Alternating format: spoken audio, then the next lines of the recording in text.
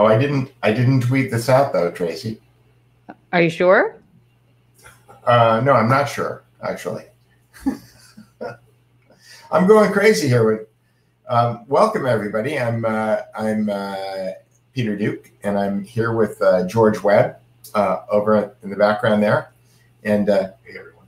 And he's got his own microphone. And Tracy's over on the East Coast in Pennsylvania. How you doing, Tracy? I'm good. You look like a Project Bluebird flunky. Yeah. I guess I those are bluebirds. I couldn't find the artichokes, so bluebirds is all I've got, and I've spent I don't know, the last 5 days or so with George. So I'm going a little Tweety Bird. So, but I'll turn this off because I know how annoying it is. Anyway, somebody said, "Wow, I made a live show." Oh, because we're live and they're watching us and it's not recorded. Yep, that's awesome. So and we could actually put that on here, right? Yes. Would you like me to handle those so you don't have to be a man multitasking? Well, you could. It's interesting because I was wondering what we were going to talk about today, and we've been talking to George all week, and so by the way, audio check. How's my audio sound, Tracy? Up. I think there you go. All right. Sounding good here and there. There's the Network News Hour also. So we've been working all week on this stuff, and George and I, it's funny. Every time we go to start to do something, something happens, and somebody walks in, and then we change our plans. So we haven't actually gotten to the story clock, and I wanted to record it from the beginning to the end. So we haven't done that yet because George had an idea yesterday for doing some episodic thing that we recorded, and so I've been cleaning up ums and ahs for everybody who's out there. A lot of times when you do a recording of a background track or a narration, in between every breath, usually what winds up happening is that the sound guy goes in and he tightens all that stuff up. So you take all the breaths out. That's why everybody sounds so professional when they're on TV. But at least when you don't see them on TV. When you see them on TV, it's harder to do that. So we've been doing that, and George realized that he was breathing a lot, and so that he went over and jumped on the scale next to my refrigerator. And so tomorrow is his birthday, and so he's going to make a resolution that he's going to walk more and drink less. So and also, Peter. Yes.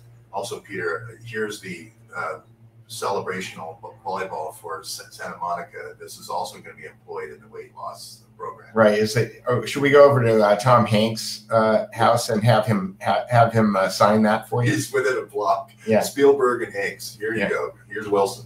Right, Wilson. Exactly.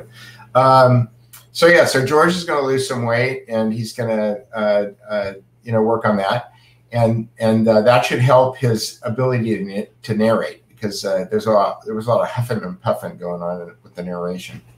But we were talking before we went on today because, apparently Trump's doctor went out on the White House lawn today, and all of the Karen media was tweeting out that he didn't have a mask. And George asked the question whether or not that was on purpose. And we started thinking about the whole concept of unscripted television, aka reality TV, and wondering whether or not there were producers that were telling the doctors to take their mask off, because if this was the Kardashians, that's exactly what would be going on right now. Isn't that right, Tracy? Yes, pretty much. And I'm trying to think of the name.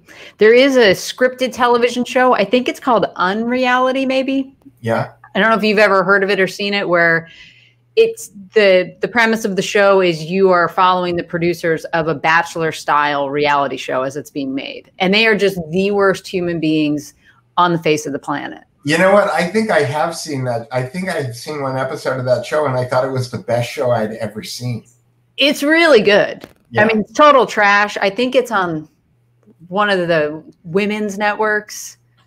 And right. So the executive producer is a cruel, cruel woman, and the lead field producer on the television show that actually interacts with the cast kind of came up under her tutelage. So you can tell that neither one of them have a moral compass left at all.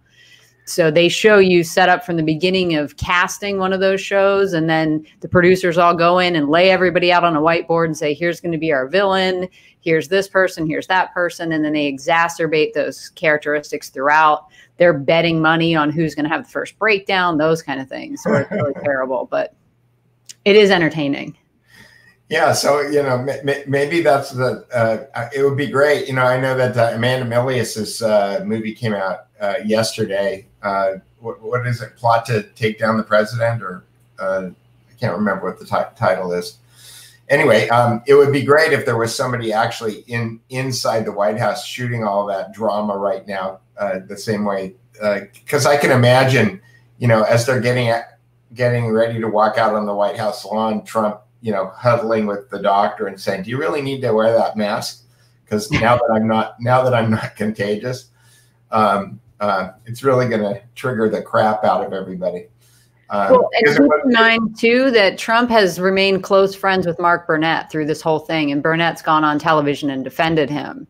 And Burnett is the brains behind Survivor and The Apprentice, I believe. So, well, it's interesting. I didn't know that Mark Burnett's done any interviews, because in the first couple of years of his presidency, I thought it was notable that Mark Burnett hadn't done any interviews, because I really thought that if there was anybody who understood what was going on right now more than anything else, is Mark Burnett, because is Mark Burnett is he attached to the Kardashians, or is that different? I don't think so. I can IMDb that for you. Maybe not, but the idea that The Apprentice winds up becoming, the runway to the White House is incredibly interesting. And I've gone on record several times as saying that I think that Kim Kardashian is a stalking horse for Kanye West for the 2024. I'm sorry, that Kanye West is a stalking horse for Kim Kardashian for the 2024 election. Because if we're going to keep this reality show White House going, then having the highest rated reality show on television is really kind of the entree, right? And so my thought was that Kim Kardashian, since she's in law school and she's working with Jared and Ivanka to do all of this justice reform, that she's setting herself up perfectly to be the first female president, which would steal a lot of thunder from other camps and kind of derail some other agendas, I assume, unless this whole thing is just make believe, and the idea that our quote unquote democracy has any kind of impact on what's the direction of the United States and the world really is. At this point, the line blurring reality TV and the Truman Show and this thing that we call reality, they're all kind of merging together. The Alex Jones, predictive programming, you name it, just put it into a blender and pour it out, and that's kind of what we're dealing with right now. That's enough of my monologue. Don't worry, I was Googling to see if Burnett's done anything for pro-Trump, and I guess one of the things that he has done, because I thought he had been interviewed, but I can't find it. I want to say he was on with Hannity or something. But remember, they've been agitating for a really long time that these tapes exist of Trump saying all kinds of horrible things, and that The Apprentice has them. This is one of the Tom Arnold things, I believe. Oh, I'm getting the tapes. I've got the tapes. Omarosa said the same thing when she was still around the White House. And Mark Burnett has refused to release any tapes from The Apprentice. So if they exist, we don't know. But if they do, he's saying, no, I'm not putting them out. Well, Trump was also the executive producer. Wasn't you co-executive producer on that show? So Trump owns those tapes. So, Yeah, but come on. Do we really care? Does that make any difference? Okay, so somebody's saying the Kardashians are backed by David Geffen. The Seacrest is the executive producer on those. Okay, all right. But again, it's reality, I'm sorry, unscripted. I was telling George that the technical term that we use in the biz is unscripted television. So I was wondering if you could speak to that a little bit. Well, unscripted just means there's literally no script written down, and you get around WGA, which is the Writers Guild. So reality television got a huge boost during the writer's strike. What was that? 08, 07, 08?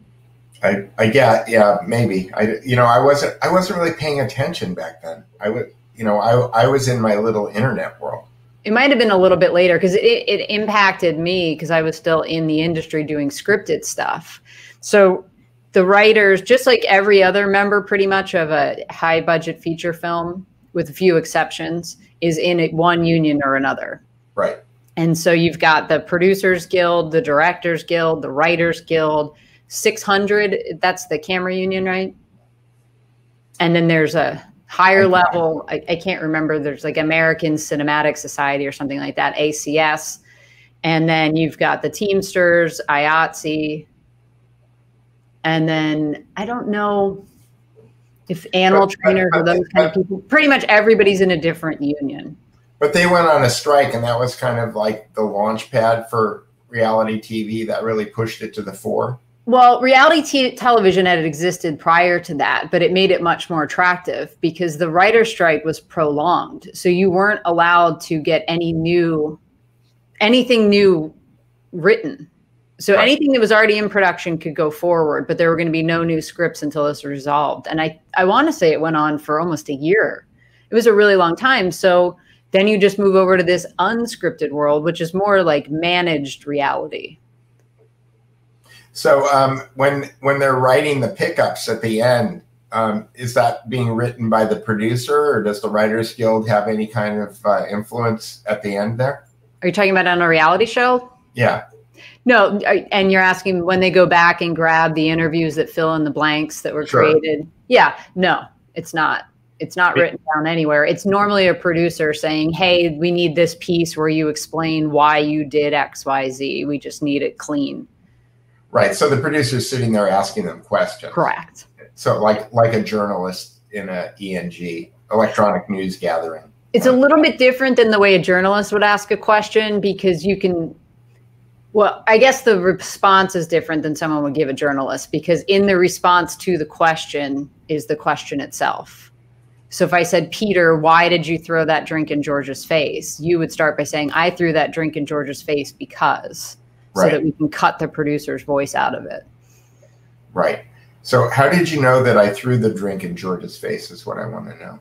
It's just a guess, and I've got some. I know why he threw the drink in George's face, because I was breathing shallow during the recording of this video, and Peter was having to do edits of every gasp for breath.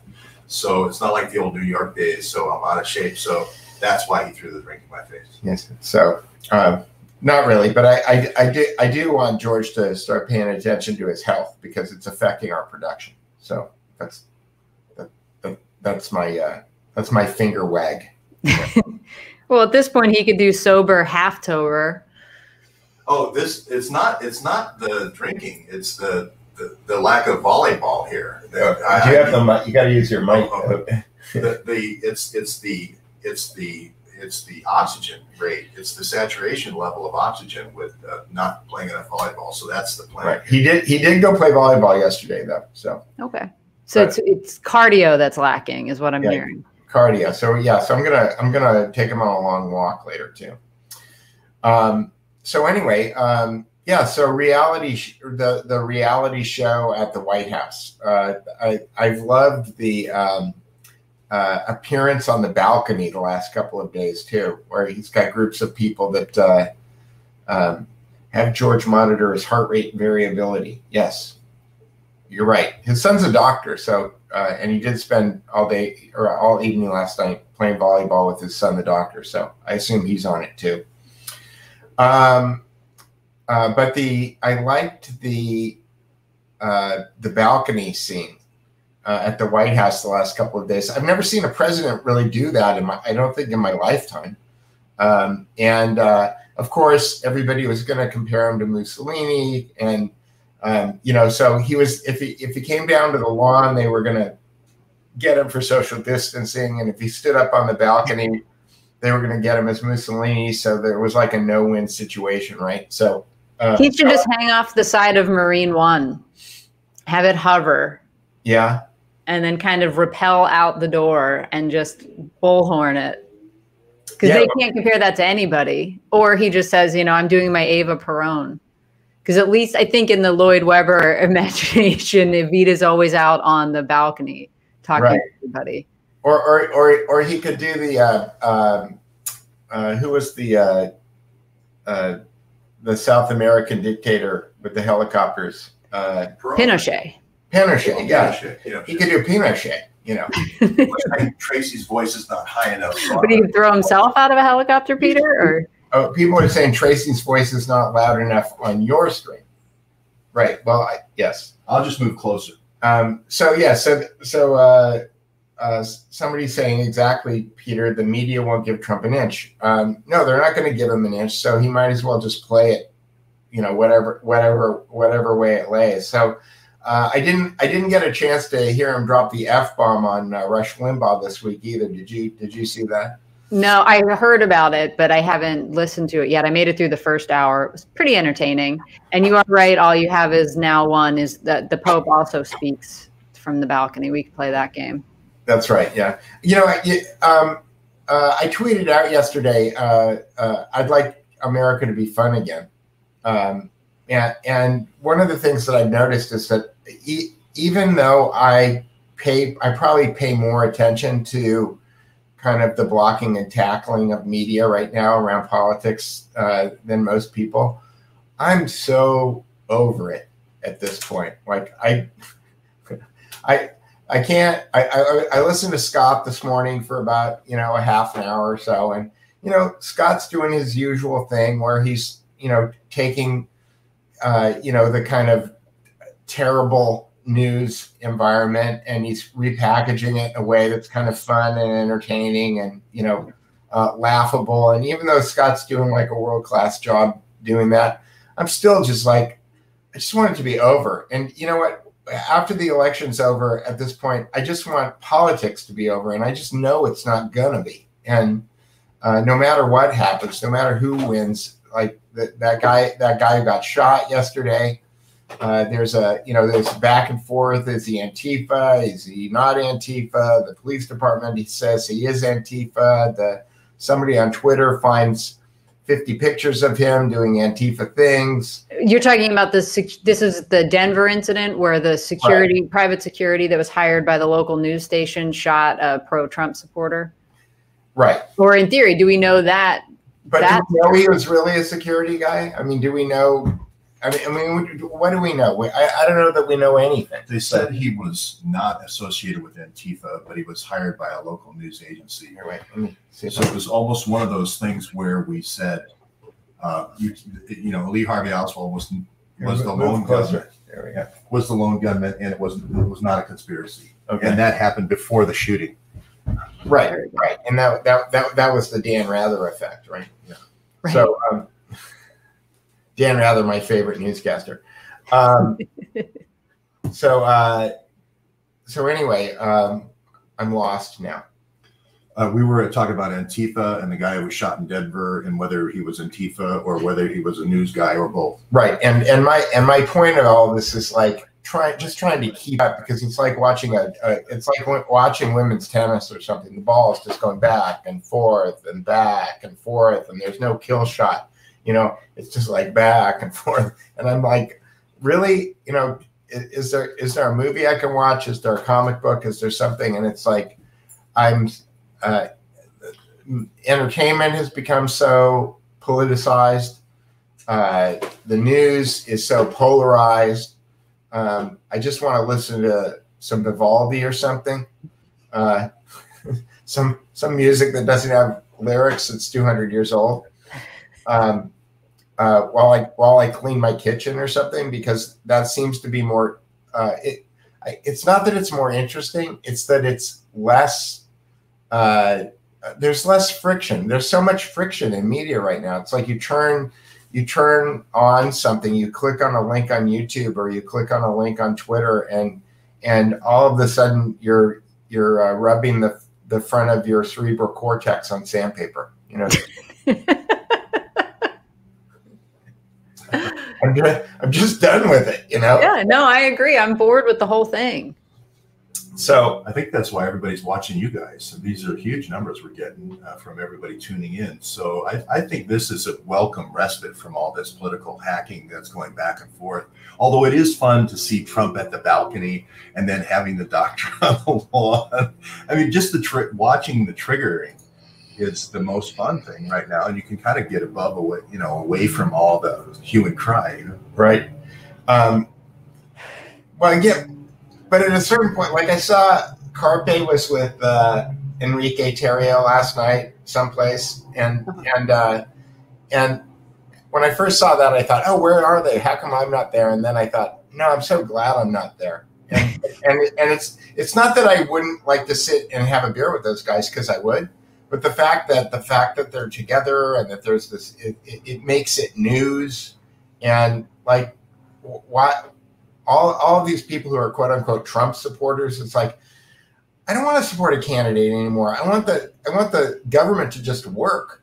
You know, I don't want to have a civil war. I don't want riots. I don't like any of those things. I kind of like it when people are getting along, and I just feel like the media is just driving us, you know, towards this cliff, which is that you have to. You know, you either have to fall off the red cliff or you have to fall off the blue cliff.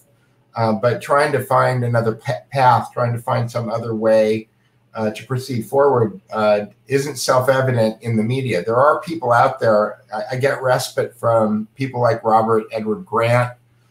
George and I did a radio show with a guy named Jordan Maxwell a couple of days ago, somebody who's like famous in the esoteric and kind of UFO tinfoil hat world. And I managed to ask him a question. Mm-hmm. He was talking about the tetragrammaton. I can't pronounce it. Tetragrammatron. Yeah. And I said, did you ever notice that it looks like pi times 7 times pi to the 7th power? Because there's this math guy named Robert Edward Grant. And he's been doing all of this math related to it. And Jordan Maxwell, who is like the world's leading authority, is kind of like that. There was a character on in the 70s and the 80s played by a comedian on the Dean Martin show. And his title was the world's leading authority. Dr. Edwin Corey, I think was his name. Do you remember that guy? I don't remember him. I do remember the little astronaut mouse, though. Anyway, so Jordan Maxwell is kind of like that character. It's like he's 80. He's been lecturing about stuff for 60 years. You get him all wound up, and he starts going, and you can't interrupt him. And you know he just is going and going. It's the Energizer Bunny. And I asked him a question about something that nobody had ever asked him a question about before, and I pointed something out that he had never noticed before. And I felt like that was like, wow, big win. I got one question in. But it was great. And it made me feel like I'm glad that I pay attention to Robert Edward Grant, because that guy takes me off the political theater, and he takes me into a realm where there's some kind of discovery going on that's new.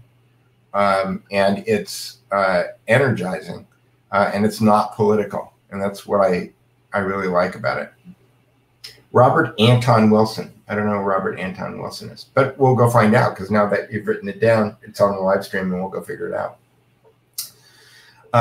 Tracy, what do you do to get away from the hue and cry? And I'll just add, the hue and cry used to be any nobleman in a county in England could raise the hue and cry, and that meant you must come to the aid of your neighbor until sheriffs came in, right? So I'm using hue and cry in a very specific way. What do you do to get away from the hue and cry?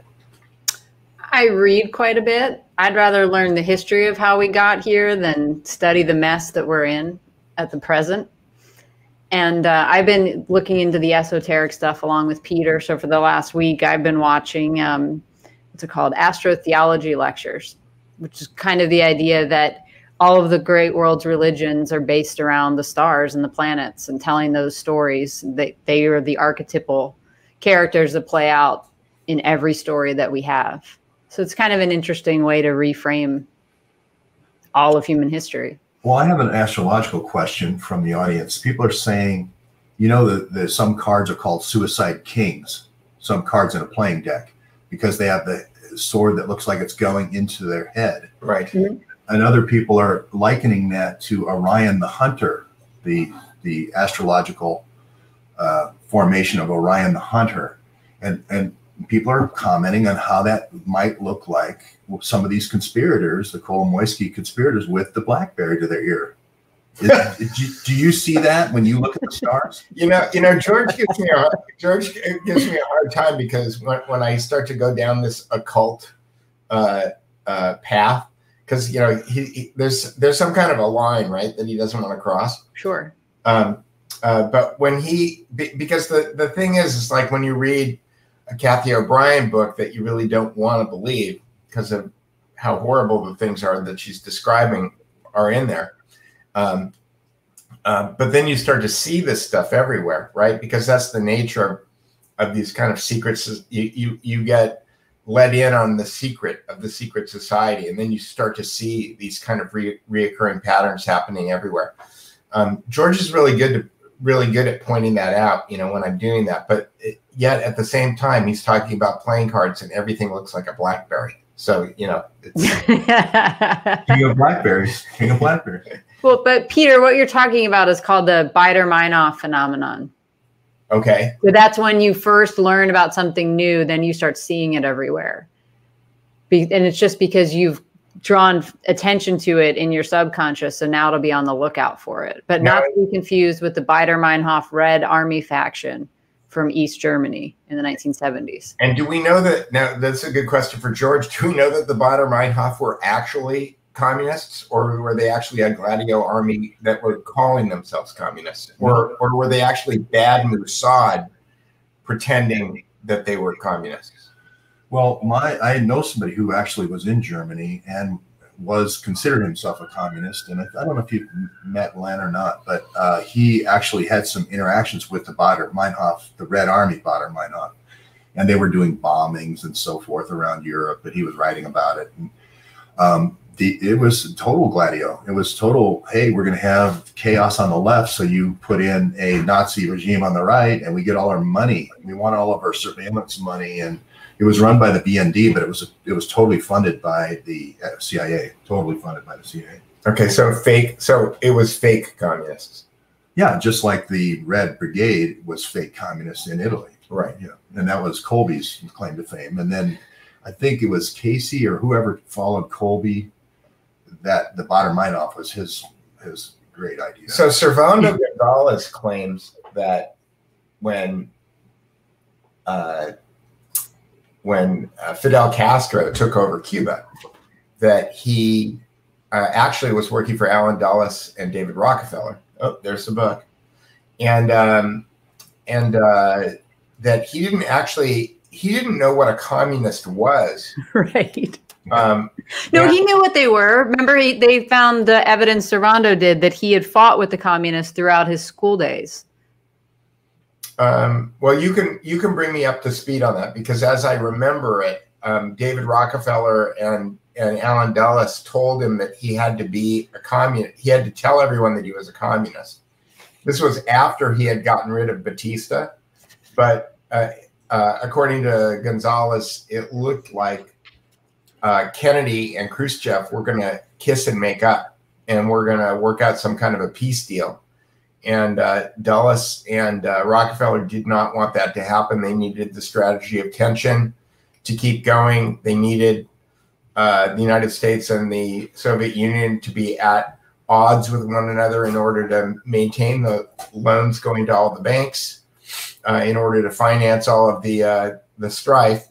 And so they told Castro that he needed to tell everyone that he was a communist, and he had to actually go out and figure out what that meant, was what I understood.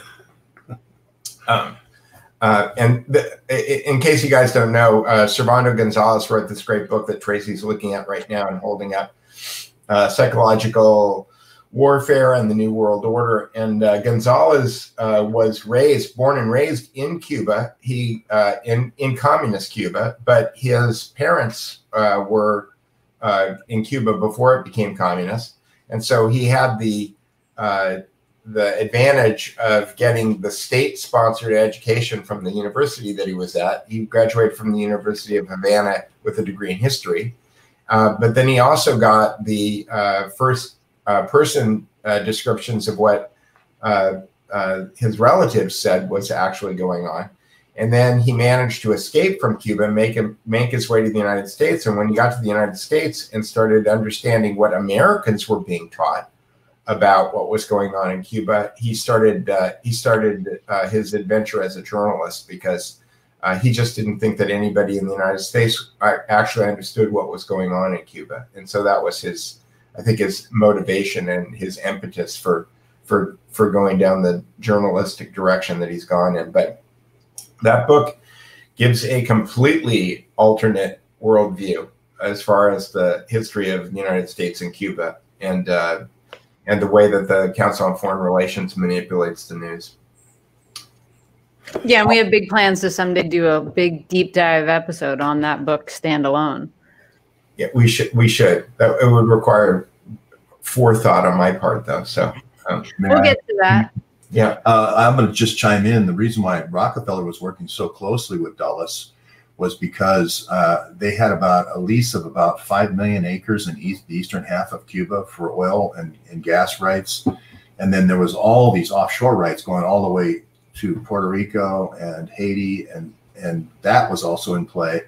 So hence we need strategy attention, just to throw in a little color. No, that's good. That's good. Yeah, I mean, I don't even know where I was going to go now. You were talking about how you would need forethought in order to do a show. Yeah, that's right. and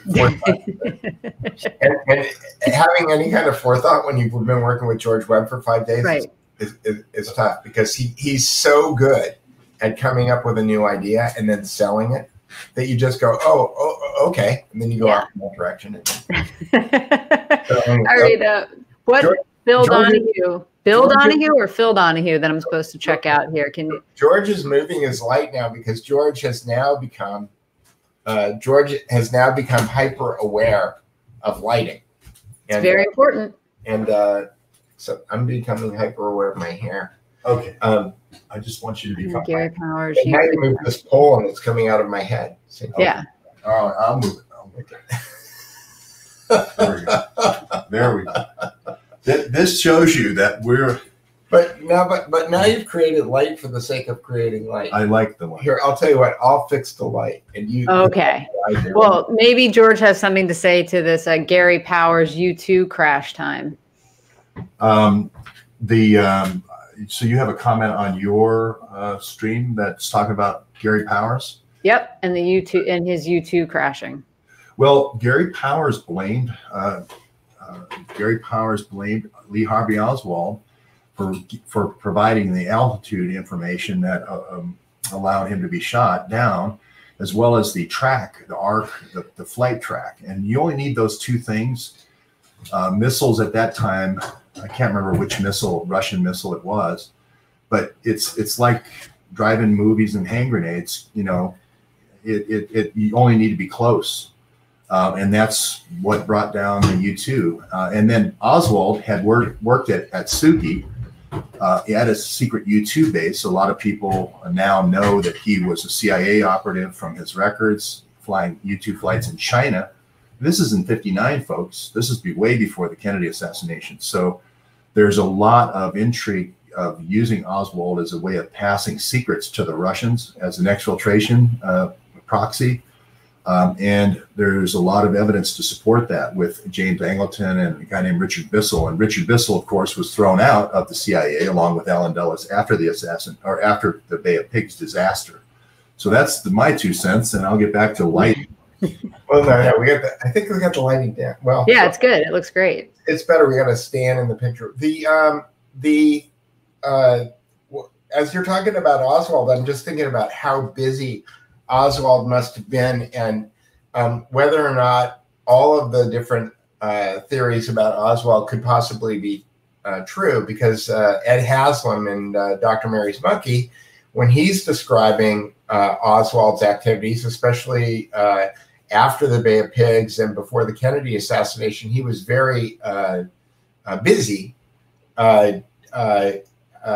running back and forth between mobsters and the bioweapons lab in New Orleans that Judith Very Baker claims he was an assistant at. Did you read Dr. Mary's Monkey, Tracy? No, but you've got me wondering. I know one of the theories is that there were several Lee Harvey Oswalds. Well, that's interesting. Well, there was a character that was in the court, let's say the inner circle with Castro, and they were trying to get Castro used to the idea that there was this guy who looked a lot like Oswald, so that Oswald could bring in supposedly the poisons. They were going to try all these different things on. There was a program started by the JM Wave group, the Navy base, the CIA Navy base out of Miami, in Operation Mongoose to kill Castro. So Marita Lawrence, who was dating Castro and still lived with him, was sort of his de facto wife, even though he had a lot of other girls in his life or women in his life. Her father just happens to be a Nazi U-boat captain. I mean, why would, it just had to be a Nazi U-boat captain for Nazi spies going to Cuba. And she said, I was given money, and Lee Harvey Oswald flew me to Montreal to visit this labs of Sidney Gottlieb to bring the poison down to kill him. And she sprung the death plot on and told Castro, and then he trusted her for the rest of his life by outing that plot. So again, this is in Marita Lawrence's book, so it's not something I made up. It's what Larita she is the one woman that did stay by Castro's side his whole life because of that, I think. So because of the trust she engendered. Yeah, it makes you wonder whether or not everything that we read is really just a reality show, bringing it back to. Well, I mean, think about how much easier was it to have multiple, doubles and triples of somebody back in the day where you couldn't just pop out your camera phone and catch somebody. Right, so exactly. All you have is photographs and grainy television. Right. A lot of these people, when they get busted with, 8 passports, right? With names and nationalities and things like that. It was much easier back then. You just change a picture, right? Sure. And do you just think of Lee Harvey Oswald not as a person, but just as an identity to take on, kind of like James Bond? Right. So that can explain how one person's able to do all this stuff. It's not one person. Yeah. And I think I can't remember if it was Kathy O'Brien or somebody who said that they thought that their husband looked a lot like Lee Harvey Oswald also. And whether or not that was just a type that they were casting, Can I ask you reality crafters a question? Sure. We're going to jump forward. No, you can't ask. Okay. Jump forward to now.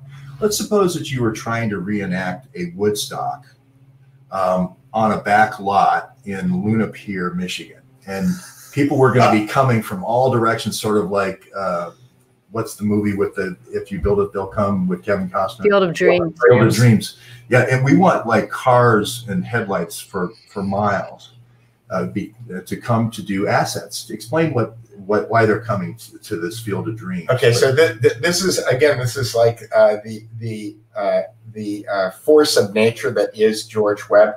George comes in through this door an hour ago with this big idea, which is that he's going to go back to the Network News Hour world headquarters. And that, because here's what George has figured out since he's been here. And these are all great things. What he's figured out is that production requires effort, and that and it also requires a certain amount of diligence and planning, meaning you got to lay down the audio before you can put up the picture. And then when you go to put up the picture, you have to have something to put in, which means that you've got to have either video that you're going to roll in there, or you've got to have assets, screenshots or pictures or something, in order to make the whole thing into a package. And I've tortured him for 3 days now by making him sit on that sofa because my studio is set up like an edit bay, and you can't see it, but right here there's a big monitor. So he sits on that sofa, and I sit, my camera that I'm talking to right now, on either side here, I've got monitors. So monitor here, and up there is a playback monitor, and he sits and he watches it on that sofa. And I will sit here, and he will look, and he will see, oh, there's a hole there. There's a black space where there should be a picture. I need to put a picture in there. And he'll listen to the audio, and he'll go, oh yeah, I need this screenshot. And then he sends me a little screenshot, and he sends this little screenshot on his phone, you know? And so it's like a thumbnail. It's like this big. Yeah. And I go, well, the video is this big, George, so we need a bigger picture. So then he has to go find it. So what he wants to do now, I know this is a big setup, but he's putting together a production team in Michigan.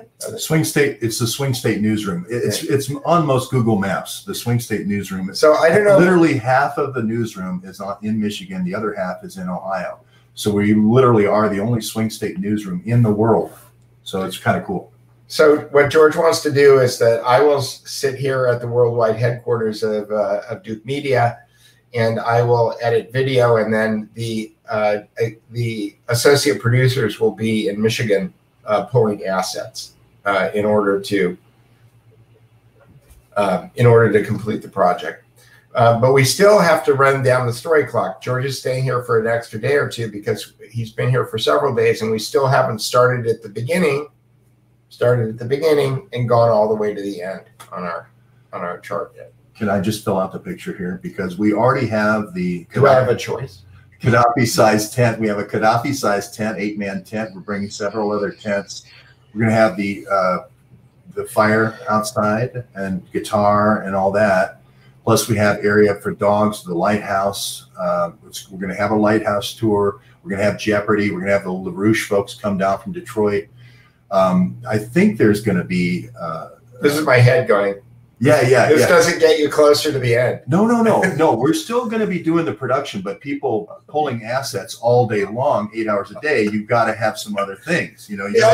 No, you don't. When you're in production, you're in production. You don't do anything else. Right. I know, but guess how much we're paying all these folks? You know, it's a grand total of zero. So, well, yeah, but we have a musician. I mean, it's going to be great. When you're in production, George, it's not about red wine. It's about whether or not you want Chinese or pizza. Okay, yeah. I mean that's like for what we would call third meal. Yeah, exactly. Right, so, and we do have a closed pizza parlor. So I mean, let's not worry about the food too much. The what do you call that? The catering tray. No, but you worry about the food because you're not getting up from the desk. Yes, guys, we can't have people volunteer for 20. I did this once. I ran a charrette where people did this, and I worked everybody 16 hours a day. And about day 4, we had one guy said, you know, this is a death camp. I think that you're going to burn me up at the end. Welcome to production. Yeah, and yeah, and so anyway, I'll stop talking. This is the glamour of Hollywood, right here. This is it. You know, I have my pitchfork. You know. I have my Occupy mask here that I was really mad when Occupy came out because I bought that V for Vendetta mask about 2 years before Occupy, and then they came out, and I thought, now when I wear this mask, everybody's going to think I support Occupy. And then I have the Mr. Robot mask right here, which is, so I've got like, you know, the yin and yang of anarchy. And my assault pitchfork. Well, we'll have the virtual. Don't worry. I mean, you seem worried, but I don't worry. Bring your tent. I don't worry. I don't. Bring your guitar. Bring your tent. Bring your guitar. Bring some firewood. Bring your hot dogs. Bring your marshmallows. Bring your s'mores. There'll be traffic problems, sure, you know, but it's not going to be like Woodstock where we're charging people $5 for a bottle of water. Okay, it's not. So what is it exactly that you're doing? We're pulling assets. We have airdrop. We have a Dropbox. We're going to have people, you know, hey, Kolomoisky, send everything to the Dropbox now for Kolomoisky. Okay. Kolomoisky and Privat Bank. We're going to do the compound search, and then boom, you know. And if Peter's working on the Kolomoisky and Privat Bank segment, he has 20 different assets to choose from. If you've ever seen the Swing State newsroom, it's got all these big screen TVs. We're going to throw all some of the screens will be in Ohio, some will be in Michigan, but you'll be able to just pick, and we'll have a remote camera so Peter can pick, and then right here they come to the command center here. And the asset gatherers understand what images can be freely used and which cannot.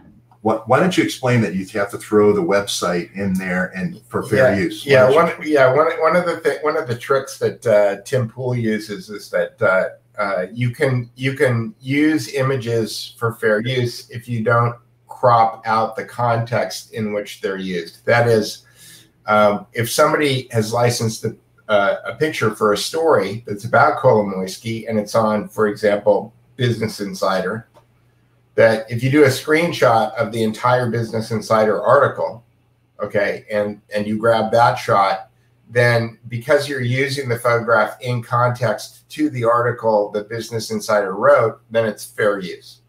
Interesting. That's a clever workaround. Yeah, if you grab the image out of context and use it by itself, then you owe the photographer and their agent a license. So, and there are bots that scour the internet for that stuff. They will find you. Yeah, so we're going to have total training on that. So don't worry about that. Okay. Not worried. I'm just saying that there are trolls out there in the thousands that will do they'll say that we're coming up with a gunpowder plot in Temperance, Michigan, right? There are already people I can see that are doing that in the chat, right? I have to ask. Yeah. Say that free speech, I have the gunpowder plot mask right here. Yeah, exactly. They're Guy Fawkes. They're going to say that this is a meeting of some people that are going to create artificial news. They're going to create fake news, etc.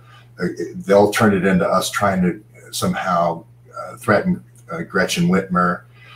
They'll put us all. How many went down on that one? 8 people. They were just in a chat or something, right? We should talk about that, Tracy. Did you see all those guys who got arrested for supposedly threatening the life of Gretchen Whitmer? Yes, Whitmer. I saw headlines about it and didn't do much digging. From what I can tell, I think there were 5 of them. I want to say that got arrested. 8, I think. Okay, it sounded like an entrapment to me. It looks like an entrapment to me too, and that's part of the reason that I've told everybody who, even in encrypted chat rooms, like on Slack or on Signal, I've gotten really hardcore about shutting down edgelords who think that they're making funny jokes about stuff. Hey man, it's just a joke. Right. Like, don't joke on my chat or you're going to get blocked, because this is. I read the transcripts of these guys who got arrested, and it just sounded like edgelord banter to me, jokes. This is what people do. They make jokes about kidnapping governors and things because nobody in their right mind would actually ever really go kidnap a governor. But if you say something like that, then, and the FBI is listening, that's the other question too. It's like, how did the FBI get those chats? Was there somebody in the chat room that was leaking? Was it, how did they come by that information? I thought somebody ratted on them. Yeah, usually it's an FBI informant. It's somebody who's already, as I've learned from George Webb, it's usually somebody who's been arrested before, and they slap them on the wrist and they say, look, if you just let us know about other things, we'll let you go. And so these people are out there with Baader-Meinhof syndrome, looking for things to tell the FBI, since this is all a reality show at this point anyway. Unfortunately, what's happened is that Supermax has become a set now, right, in the reality show. And some of the actors wind up getting put in Supermax for the rest of their careers. It's not a life sentence. It's a career sentence, right? So, no, I looked at those mugshots of all those guys, and I was thinking, yeah, this is the last time you guys are going to tell a joke. Yeah, and just for the record, I hope that Adam Schiff has the longest life possible. I hope he outlives us all in fine health. I hope Nancy Pelosi longest career, forever. Yes. You know, I only want to declassify his communications with Strzok. Right now, how is that bad? If it's an illegal operation against Trump, is that wishing him bad? That's not wishing him bad. That's just wishing for transparency, right? Did you steal all of our viewers, George? I probably did. Because you have 232 and we only have 11. But see this right here? Yeah.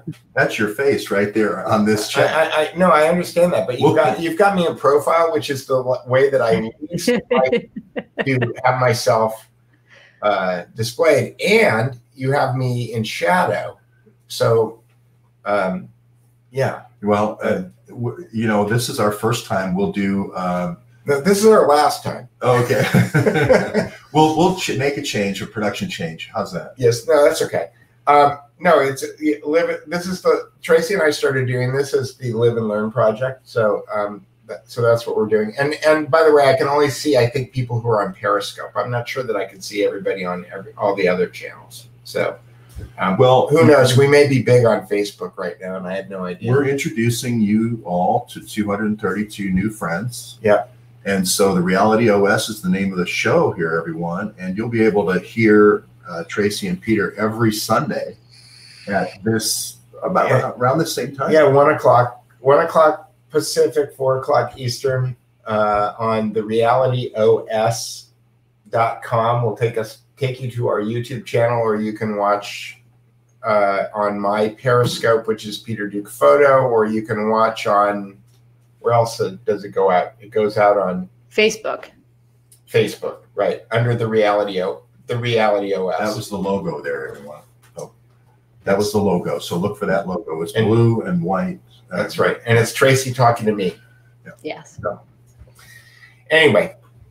So now that we've gone completely off the rails, I know.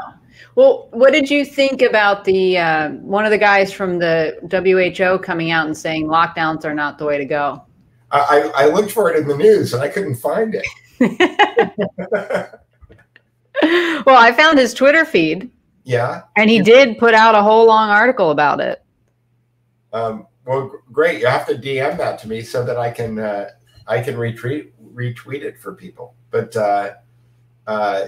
so the WHO is saying no harm, no foul. It was all. No, they're saying it's not the way to go to keep this one gentleman. And I'm trying to, let me see if I can find him real quick. I wonder if his Mercedes is going to run into a tree now. Potentially. Yeah, with C4 tag ants, at the crime scene that will suddenly, burst into flames. Right. Let's see. His name is Dr. David Nabarro, Nabarro, who is a special envoy to the World Health Organization, Director General on COVID-19. Yeah. So he put out an article a couple days ago that he wrote. I guess it's on his own blog. It's called 4sd.info. Has Trump retweeted it yet? That's a good question. I don't know. Who did, and I retweeted it. Right. You'd think that if the reality show producer was doing their job, they would make sure that the president was retweeting. You would. Yeah. I do want, I am super interested though if Mark Burnett has actually done any interviews to go find that stuff, because I honestly believe that he probably has a better insight into everything that's going on in this presidency than any human being out there, because he knows Trump, he produced the show for 14 years, and he understands the nature of modern television probably better than anybody alive. So right, and I think his name is Kevin O'Leary. He's one of the sharks on the Shark Tank. He's been threatening to run for Prime Minister of Canada, and Shark Tank is another Burnett show. Interesting.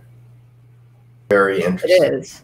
Well, I mean, you're painting those two. Trump got painted in the light of he's no nonsense, knows how to run a business, will fire people that need to be fired. He hasn't particularly fallen through on that as much as I would have liked. Yeah, I was going to jump in there and say, I wish that Trump had lived up to his television show personality. Right. The You're Fired. I really, at the beginning of it, I was pushing for, let's do You're Fired Fridays, where we just have this long line of bureaucrats that snakes around the White House and brings them in one at a time. What is it that you do around here? Okay, that's not necessary. You're fired.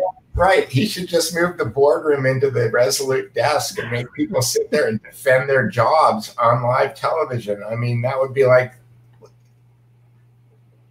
be such a refreshing country, wouldn't it? Yeah.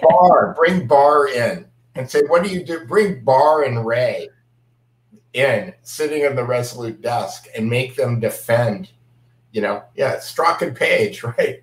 Bring them all in. Put them in the chairs. Make them defend themselves and have Trump say, you're fired. Right, and let Mark Burnett produce it. So you get a little, here's Peter Strzok. We'll introduce him really quickly with some nice titles. Boom, boom, boom. This is his background. Here's Lisa Page. Boom, boom, boom. Now they're coming into the Oval. Right. This is a genius idea. I don't know why they didn't run with it from the very beginning. It was set up. Everybody was already primed to expect that behavior from him. Well, maybe season 2. It's true. If it gets renewed, they're going to have to up the stakes. If it gets renewed on November 3rd. Yeah. Then we should definitely. Then I will go work at the White House if we can produce that show. That's right. The Apprentice at the Resolute desk. Yeah. Well, that's our pitch. We could call it Resolute Apprentice. I like it. You like that? Yeah, it's nice. I like the ring of that. Well, it would be nice to see that done on an agency basis. Just like, you really have not defended your agency well enough today. I tell you what we're going to do. We're going to just put you all on furlough. Everyone gets 90 days off. We're going to on half pay until you guys can put together a presentation in an hour that explains why we need you. Right. And if you want to keep your agency, you're going to have to show me how you're going to do it for half the cost. Okay. Well, I don't know. My first thing is that's what that's what got us Waco. Right. The ATF's justification for their continued existence. Right. I have an idea. Okay. A executive order that 90% of all classified documents need to be declassified in the next 30 days. So you can pick the 10% that are really for national security, but the other 90%, they're going to go live. That would be a season 2 recommendation for me. Just like a transparency rainbow. Have little kids, pick letters, and then you can say, okay, that whole slew of files, the A's, they're coming out. Okay.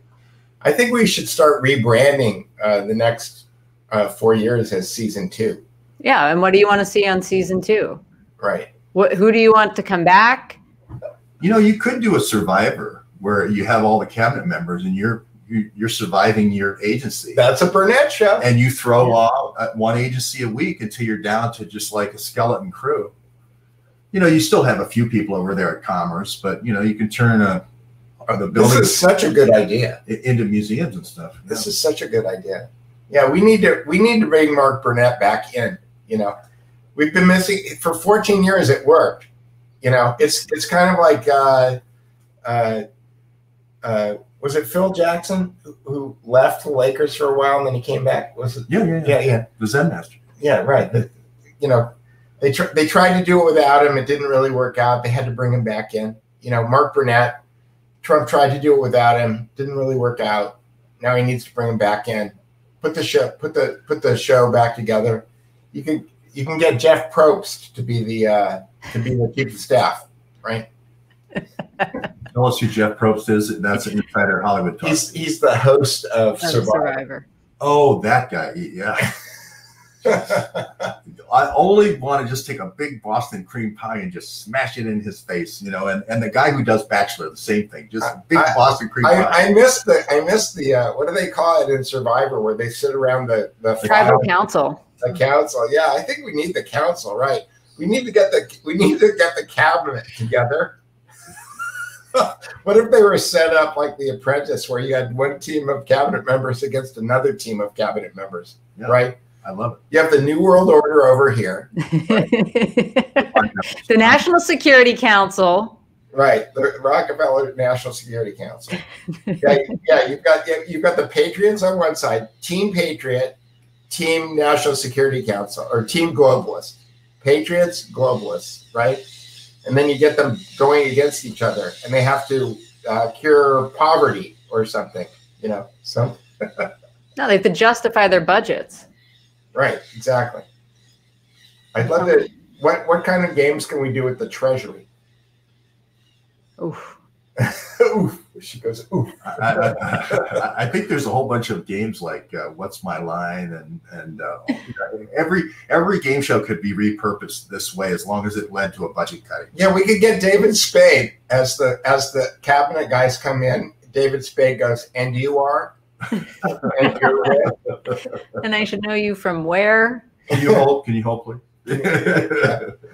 And then when they leave, he goes into his flight attendant. Bye-bye. Right. Yeah. And what is it that you do here? Exactly. That took too long. You're out. Yeah, Right. That's awesome. Oh yeah, I think that we definitely need to conceptualize as long as the White House is going to be a television show. Right. We need to move it into the 21st century. It needs to stop being this, you know. I mean, when you watch these press conferences, I wrote a white paper when Trump got elected. I gave it to Steve Bannon and Peter Thiel, okay, that basically said, get rid of the press room and turn it into a studio where you can do high quality photography and interviews. Because with social media, you should be able to just produce your own stuff, put it out on social media, and then you can put your message out. You can take questions from reporters, and you can just answer on in chat rooms or whatever way you want to do that. But then you could produce the whole thing, because otherwise it's just a shooting gallery, which it winds up being. Of course, nobody read my white paper, so what are you going to do? Well, I think we're reading it out right now. Hey, I would like to know if you guys will accept some questions from the audience. We have people from Wales, Finland, the UK, Sure. All over the world. Okay, so the first question is, who do you think, and this was asked a while back by Aaron, who would you say would be, on Trump's chopping block if you were to run this show? Who would you say the first person you'd throw off the island? Barr. Tracy? Haspel. Wow, those are two good ones. Those are two good That would be ones. a great first week. I mean, Barr and Haspel together. Yeah. One of them is going to go. Sometimes Right. he would throw two out on The Apprentice. Remember, sometimes he would go, that's such a bad answer. I was only going to throw out one, but you're going to. Right. Yeah. And I'm thinking that we need to pitch this idea to Carpe, because he's so good at doing these meme videos. We could take old Trump. We could take old Apprentice video, and then just put Barr's face and Haskell's face, and take their congressional testimony. Mnuchin, and we could just cut in their congressional testimony, and then you're out. Well, and he could do previous seasons, and here's Comey. Yeah. I like it. I like Comey. Here's Sessions. Yeah. Right. Steve Bannon getting fired would be a good one. We'll hire a portly gentleman such as myself, and I'll put a white Sloppy wig. Steve. I'll be Sloppy Steve, and I'll be getting into the cab going, people don't realize my talent. They have no, I don't have a big ego. I need to have that big ego to fill how talented I am. Right. And while Bannon is talking to him, his pager can go off, and it can be Epstein. I like that. Omarosa gets fired twice, once on The Real Apprentice, once on the White House. Who? Omarosa. Oh, right. Oh, Omarosa would be good. Yeah. This is good. Yeah. Yes, and Pompeo should go. All the slow walkers. Okay, so I have a question from someone who knows that you're a small business owner, and please don't disclose what business, but as a business owner in Pennsylvania, how do you think the election's going for Trump in Pennsylvania, swing state? It's hard to tell. Because I'm surrounded, I'm in the manufacturing world, and almost everybody I interact with, including people in the same building as me, customers coming in, vendors, everybody is pretty much diehard Trump. But then I walk around my neighborhood and it's Biden signs as far as the eye can see.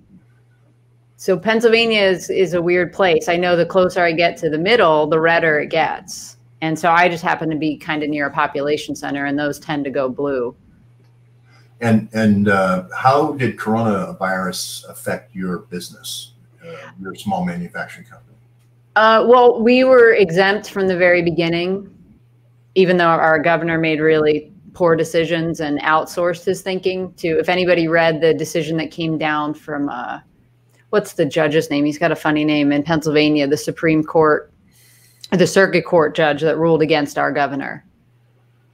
Yeah, it'll come to me in a minute, but all the restrictions were thrown out, were overturned, and said it was illegal, unconstitutional in Pennsylvania. Yes, and if you read his opinion, he dug into this little task force that the governor put together. Nobody from that has ever been named. No meeting minutes were kept. So we have really no idea who these people are, why they were chosen. The governor didn't participate in any of those discussions, and they would just come to him with suggestions. So one of the footnotes talks about there was this ridiculous rule that came about in Pennsylvania that said if you're eating food, if you're having alcohol, you also have to be eating food at the same time, because that's the magic spell apparently that keeps the virus away. And so when they tried to get to the bottom of where that came from, this little group, who I'm just picturing being a bunch of Karens from the suburbs of Philadelphia or something like this, busybodies, they said, well, we looked at a bunch of other states and what they were doing, and California's rule in that regard made sense. So we just decided that was the way to go. Well, George ran into that rule when we went to try to have, we were meeting he was meeting somebody for dinner later, and we just wanted to go have a drink. And we were in Santa Monica. We couldn't find a restaurant where they would allow us to just have a drink. No, it's the combination is what kills the virus. Right. Yeah. and we literally were about a block away from the 3rd Street Promenade, where 113 businesses were destroyed in sort of this incredible Kristallnacht. Peter took me around the next day to show me all the different Kristallnacht locations. And then the Lakers now are in the basketball championship with the lowest ratings, and they're wondering why people aren't coming out in droves in support of their Black Lives Matter, with all the paraphernalia where you can't read the guy's back of his name. It looks like, remember George Floyd. That's not George Floyd. Floyd, that's not who was playing there. So they can't figure out, well, what is, it's been a whole month before last time Antifa destroyed your business and your livelihood. Why aren't you backing the Lakers more? George, when you played basketball, did you ever complain that there weren't enough white guys? Like, did that ever occur to you? I always wanted affirmative action for the NBA. I would have played. But alas, they didn't have affirmative action. Slow white centers, there's not a lot of demand for that in that are 6'8" in the NBA.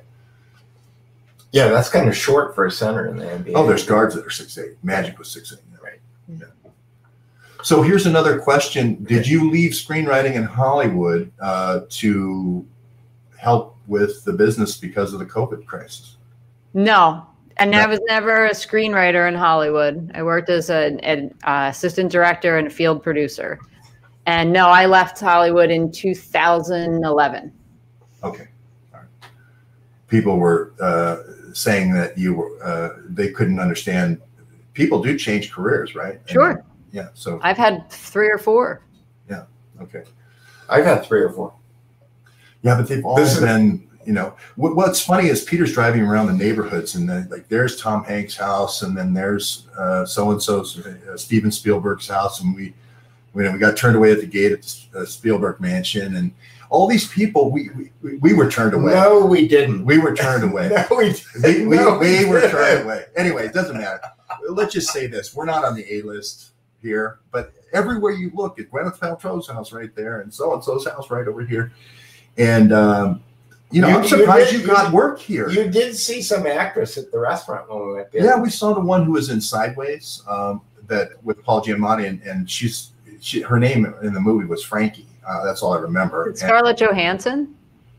No, she was in the movie, but that was the three girls that were the party girls in Temecula, going through all the wineries. But this was the one at the end where she comes up and says, you know, this guy's obsessed with his ex-wife and trying to break up her new relationship. And she says, I'm having a baby.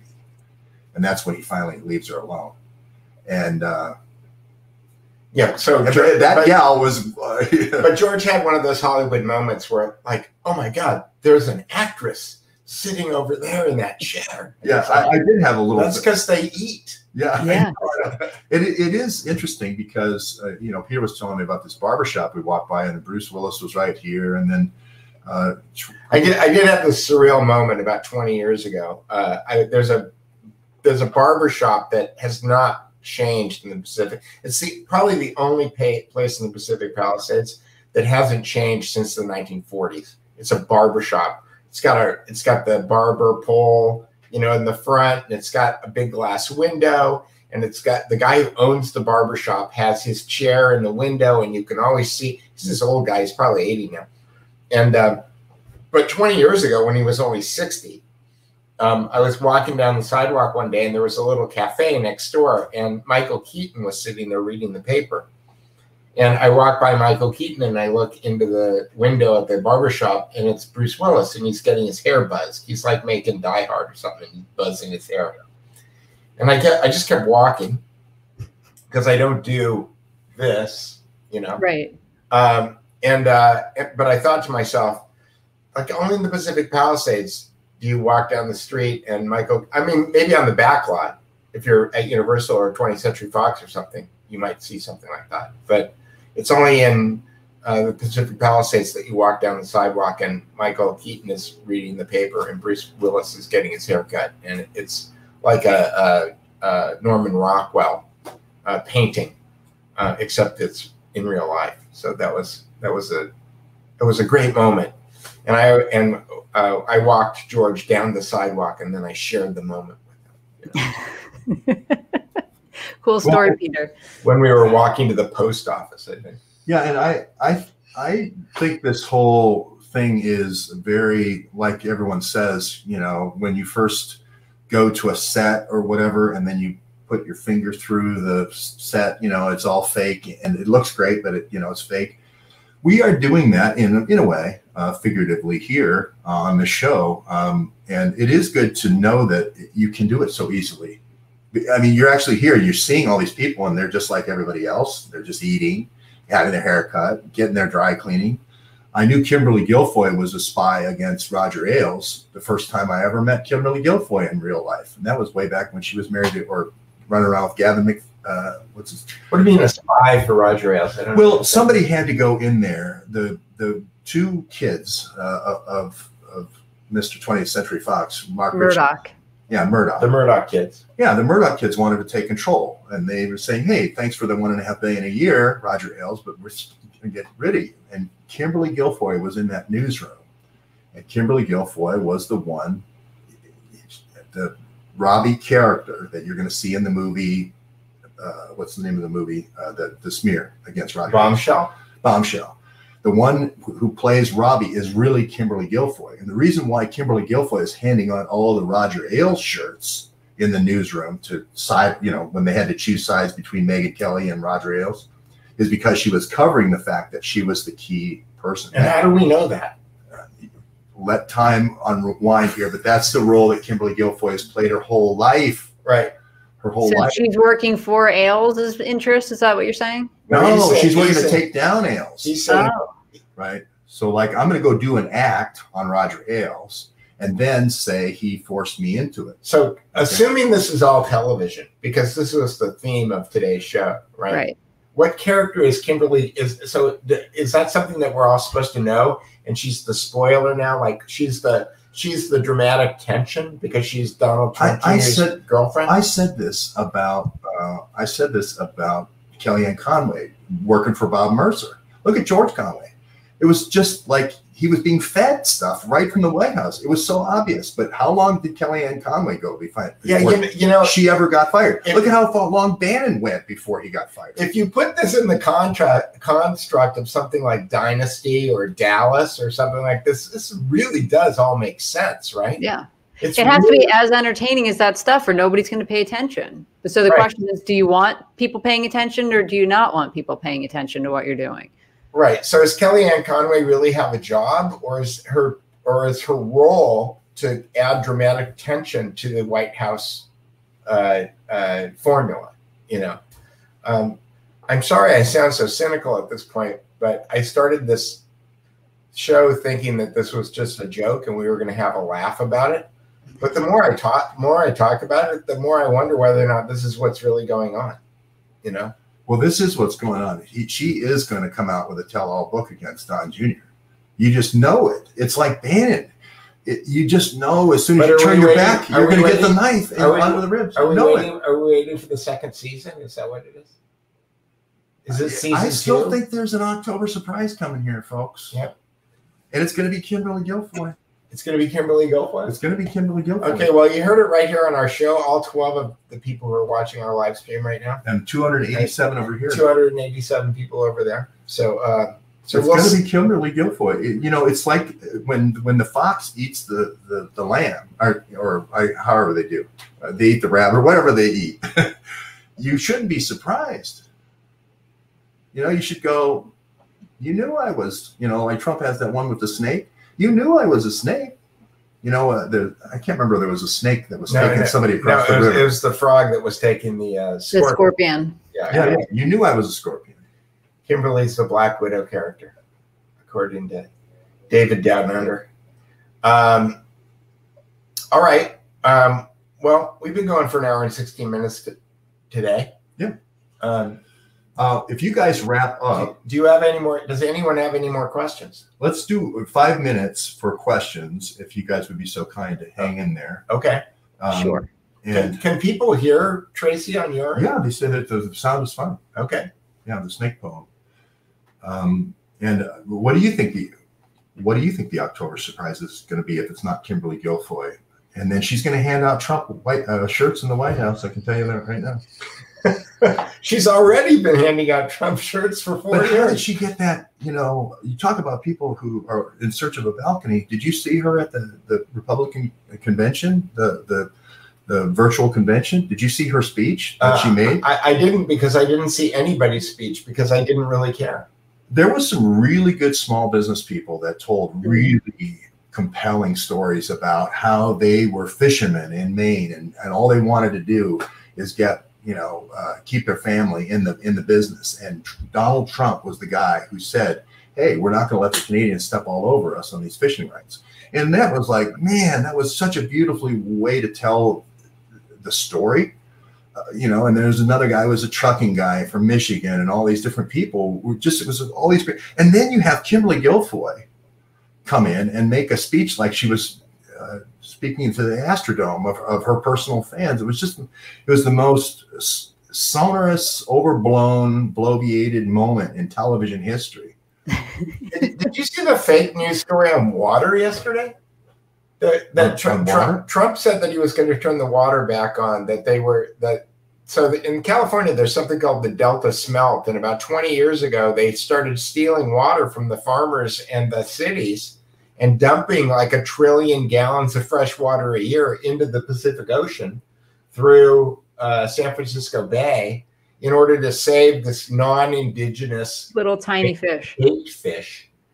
So this is, now that I understand the New World Order, this is all just BS. It's designed to control population.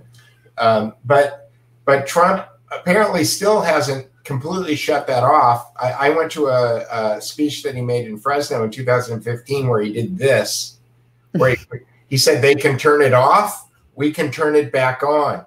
And apparently it hasn't been, they can turn it off, we can turn it back on.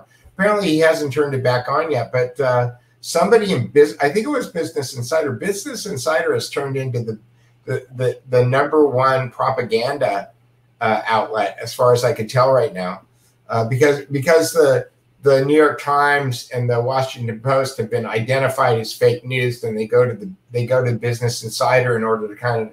But this guy who was writing an article was talking about how it was some kind of crazy idea that Trump had that all this water was being dumped into the Pacific Ocean, and the guy got ratioed in the comments because it was like, hey, we're dumping the water into the Pacific Ocean. That's what we do here in California because we're stupid. Insider alert. You used an insider term, ratioed. Why don't you explain what ratioed means? George didn't understand the term ratioed. Tracy, do you know the term ratioed? Yes, of course. Okay. So, George. We're all learning here, folks. All right. Well, we gave George crap the other day about talking about the Maidan massacre, and I'm like, people don't know what that is. Right. Ratioed is a little bit different. So ratioed is you can tell when somebody is getting owned by comments because the number of comments is radically out of whack with the number of likes or retweets. So generally, if somebody says something like this happens to Ben Rhodes every day. If you say something that's ridiculous, then you'll get thousands of comments from people who are on the other side telling you how stupid you are. And if you get more comments than likes or retweets, then that's called ratioed because the ratio between the likes is off from the likes and the retweets. And so let's go. Now you brought up Ben Shapiro. When you do that, you open the door. No, it was Ben Rhodes. Different. Ben Rhodes. Oh, okay. Yeah. No. But Ben Shapiro, Ben Rhodes, it's all the same to me. Well, I think he might have owned a BlackBerry. So anybody who's touched an encrypted BlackBerry. Didn't he cry on his BlackBerry? Yes, he cried on it. And when people are crying, they're trying to divert you away from the BlackBerry. You have a BlackBerry shirt? No, look, he was looking at it. Look at the documentary. He's sitting there on his BlackBerry, and the news is coming in. Hillary just lost Michigan. Oh, well, maybe she can still do it. But Hillary just lost Wisconsin. But did Imran come in and take it from him at the end? Imran is in the Chicago Tribune saying he configured these things. It's not my words. It's Imran's words in 2016. In 2006. We need that screenshot. Well, oh, yeah. I got this. Yeah, but Chicago Tribune 2006. We need a big screen. Okay. All right. Somebody will be this. Hey, let's go ahead and open up the vortex, the funnel, the big funnel now. If you have assets that you want to send to Peter Duke, send them to Neighborhood News Hour Bedford.com or go to my website and the Neighborhood News Hour's website, nnhour.com, and just start feeding the information. Okay. Start feeding the information. But we got a whole bunch of questions here now. Okay. So Shapiro and Bannon, talk about Shapiro and Bannon and the takedown of Corey Lewandowski so they could insert Paul Manafort as a spy into the Trump campaign. Oh, right. Well, one of the things that I was pointing out to George the other day that the two people who were responsible for the removal of Corey Lewandowski in order to move Paul Manafort into the position of the manager in the Trump campaign are Michelle Fields, who was working for Breitbart, and Ben Shapiro, who was working for Breitbart. So Michelle Fields working for Bannon. Yeah. Right. Was Shapiro wasn't at Breitbart anymore then, was he? Yeah, no, that's when he left. He was the editor at large, and he left Breitbart because he didn't agree with Breitbart's handling of the situation, defense of Corey Lewandowski. He thought that Michelle Fields since she worked for Breitbart, and so it became this big, as George would call it, school play, right? Where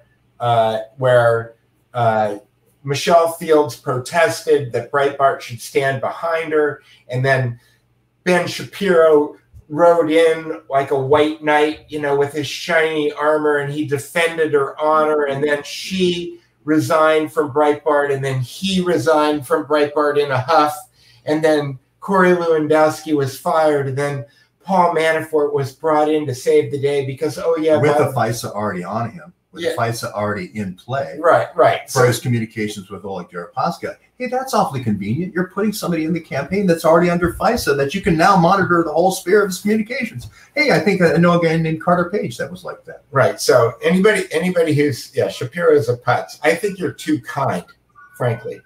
But Okay, I'll leave it there. In Ben's defense, he's always been very kind to me, but otherwise, I agree. I do not believe that he is an unkind person. Correct. Okay, I've never said that. I just don't. I don't trust his motives. Okay, do Tracy and Peter have any experience with Michael Pack, U.S. Agency for Global Media Department Head, aka Voice of America, aka Broadcast Board of Governors? He makes a lot of documentaries. Michael Pack. Never heard of him. Me either. Somebody put up his IMDb creds while we're talking here.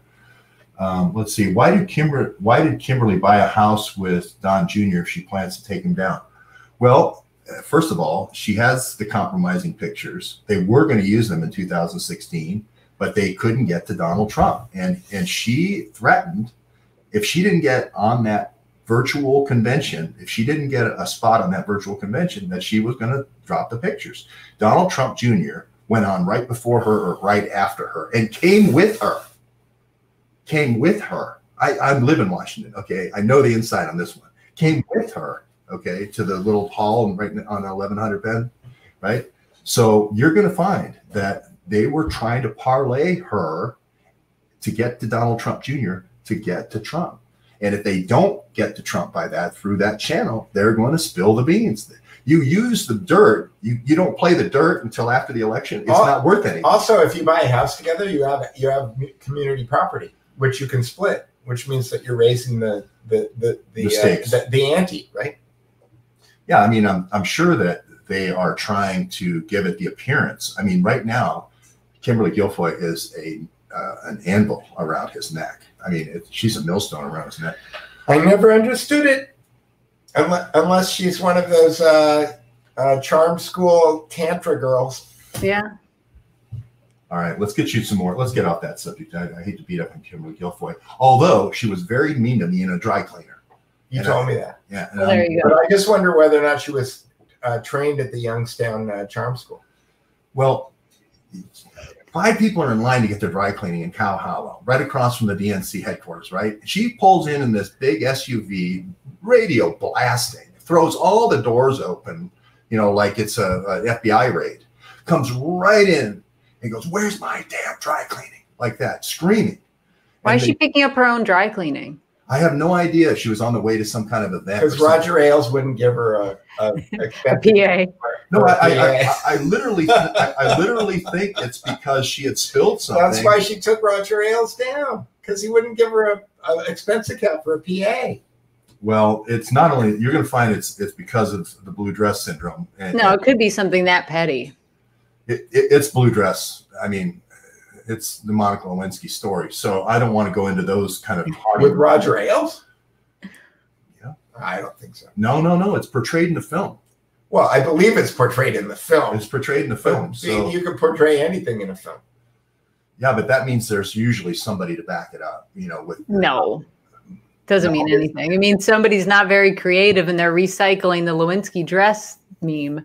No. I didn't mean that she actually was getting a blue dress that day. I'm just saying the general category of why you would get a dress cleaned was why she was at the thing and why she didn't have a PA pick it up, right? Like, well, didn't you just have that on last night? And never mind. I don't want to go into the blue dress. Okay. I get it. But I'm just saying she's an operative. She's an operative. What George is saying is that there was some compromising reason that she needed to pick up the dress herself. Okay. That's right. All right. Well, and we're being told over here that Kimberly supported Ailes the strongest of anybody on the 5 when that story broke. And that is exactly my point. That was her cover. She handed out the things in the newsroom to throw off to keep inside. You lose if you're not the insider getting somebody whispering in your ear, that's what Ailes was whispering in her ear. So you're defining, this is a good example of controlled opposition. Controlled opposition is when you do everything in order to make everyone believe that you're on one side when your actions covertly are actually to take the attention of all of those people and to move them in another direction. The only person that had that kind of access to Margot Robbie was her. And then you just check out the movie Bombshell. And then if you want the truth, check out Michael Barnes's film, which talks about the real story, which is tape recordings. Right. He publishes the tape recordings. Barnes got the actual tapes, right, for that movie. So it's like, it's in the voice of the character. So it's not a dramatization, you know.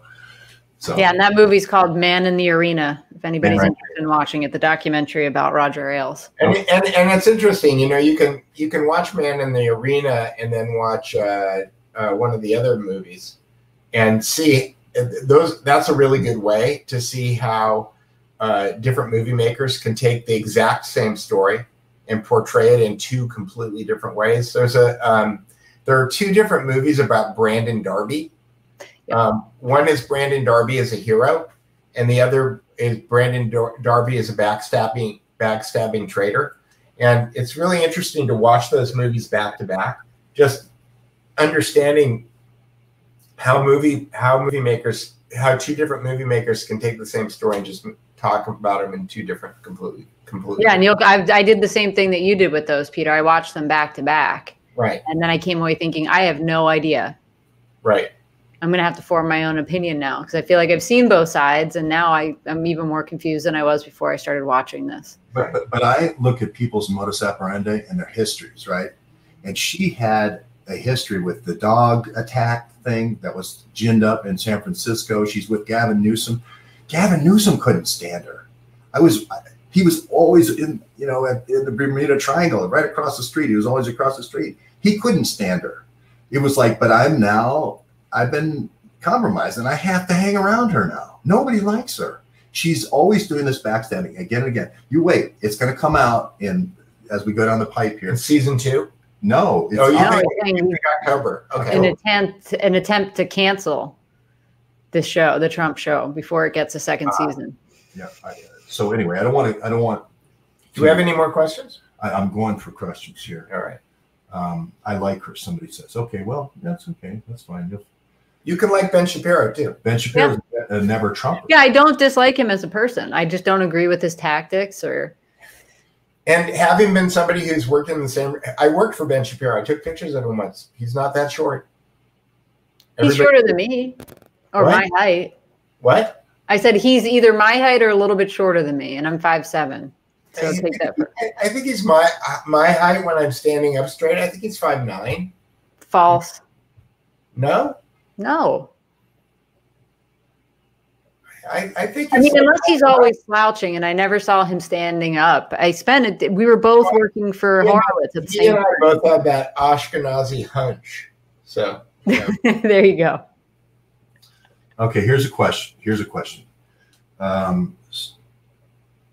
So Don had an affair. Yeah, I don't think it's a big deal that Don had an affair. That's not the thing. That's good TV. Sleeping with the enemy is the problem because you're telling the enemy the inside stuff that happens in the Trump family meetings. That's the problem. I don't care if Don Jr. has an affair. It's none of my business. It's when he's got leverage on you. That's when you don't. That's what I have a problem with. I just think they should come out right now and say, there's going to be a picture coming out of me in a compromising situation with Kimberly Guilfoyle. Get used to it. You know, what happens behind closed doors, blah, blah, blah. It's coming. And that way you take the air out of it. You know, people. All right. Well, we'll see. We'll see if that's the compromise that they have is some racy picture of the two of them. That's not going to move the needle at all.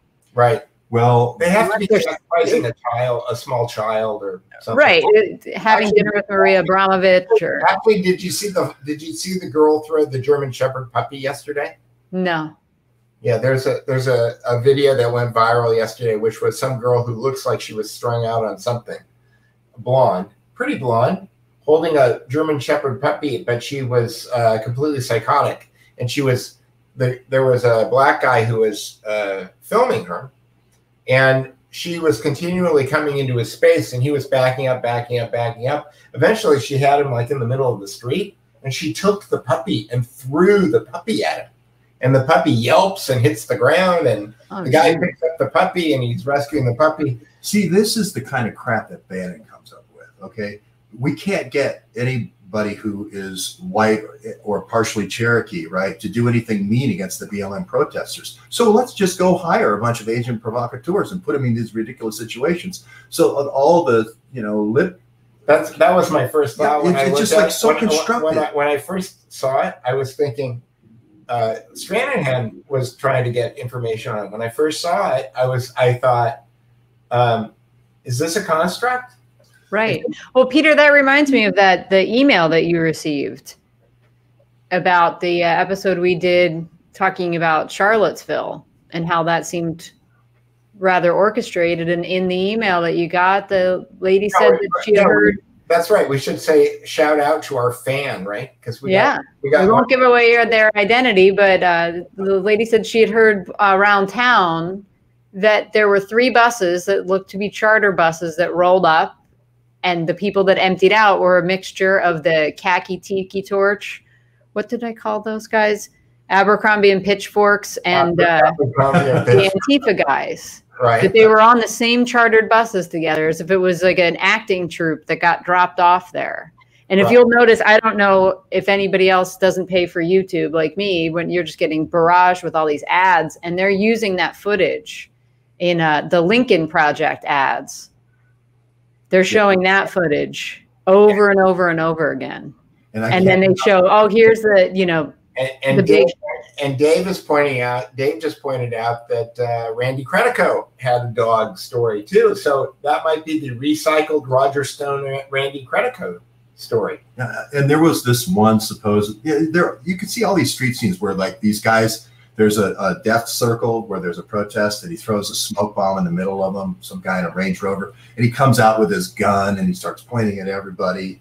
That went viral. It's like, how hard would it be to hire a guy with a plastic gun and throw a smoke bomb? And now all of a sudden you got your viral video. Well, 2 things that I wouldn't do in 2020 is because I have lots of smoke bombs because I used to shoot pictures of rock and roll bands. See? Okay. See what I told you, everybody? But would I take a smoke bomb to a protest right now? No. Hell no. Would you take a plastic gun to a protest? Would I take a plastic gun to a protest right now? Hell no. I wouldn't go to a protest right now. I'd go. I really believe this. You should come to the Swing State Newsroom, half in Michigan, half in Ohio, and cut assets for the great Peter Duke. Tracy gets paid big money for that. I know that. We had $1,000 a day for a script doctor, right? I mean, we don't have that kind of money, so we need people to come. And you know what's amazing is it's never. That's the low end. I know it is. I don't know what the WGA rates are for that.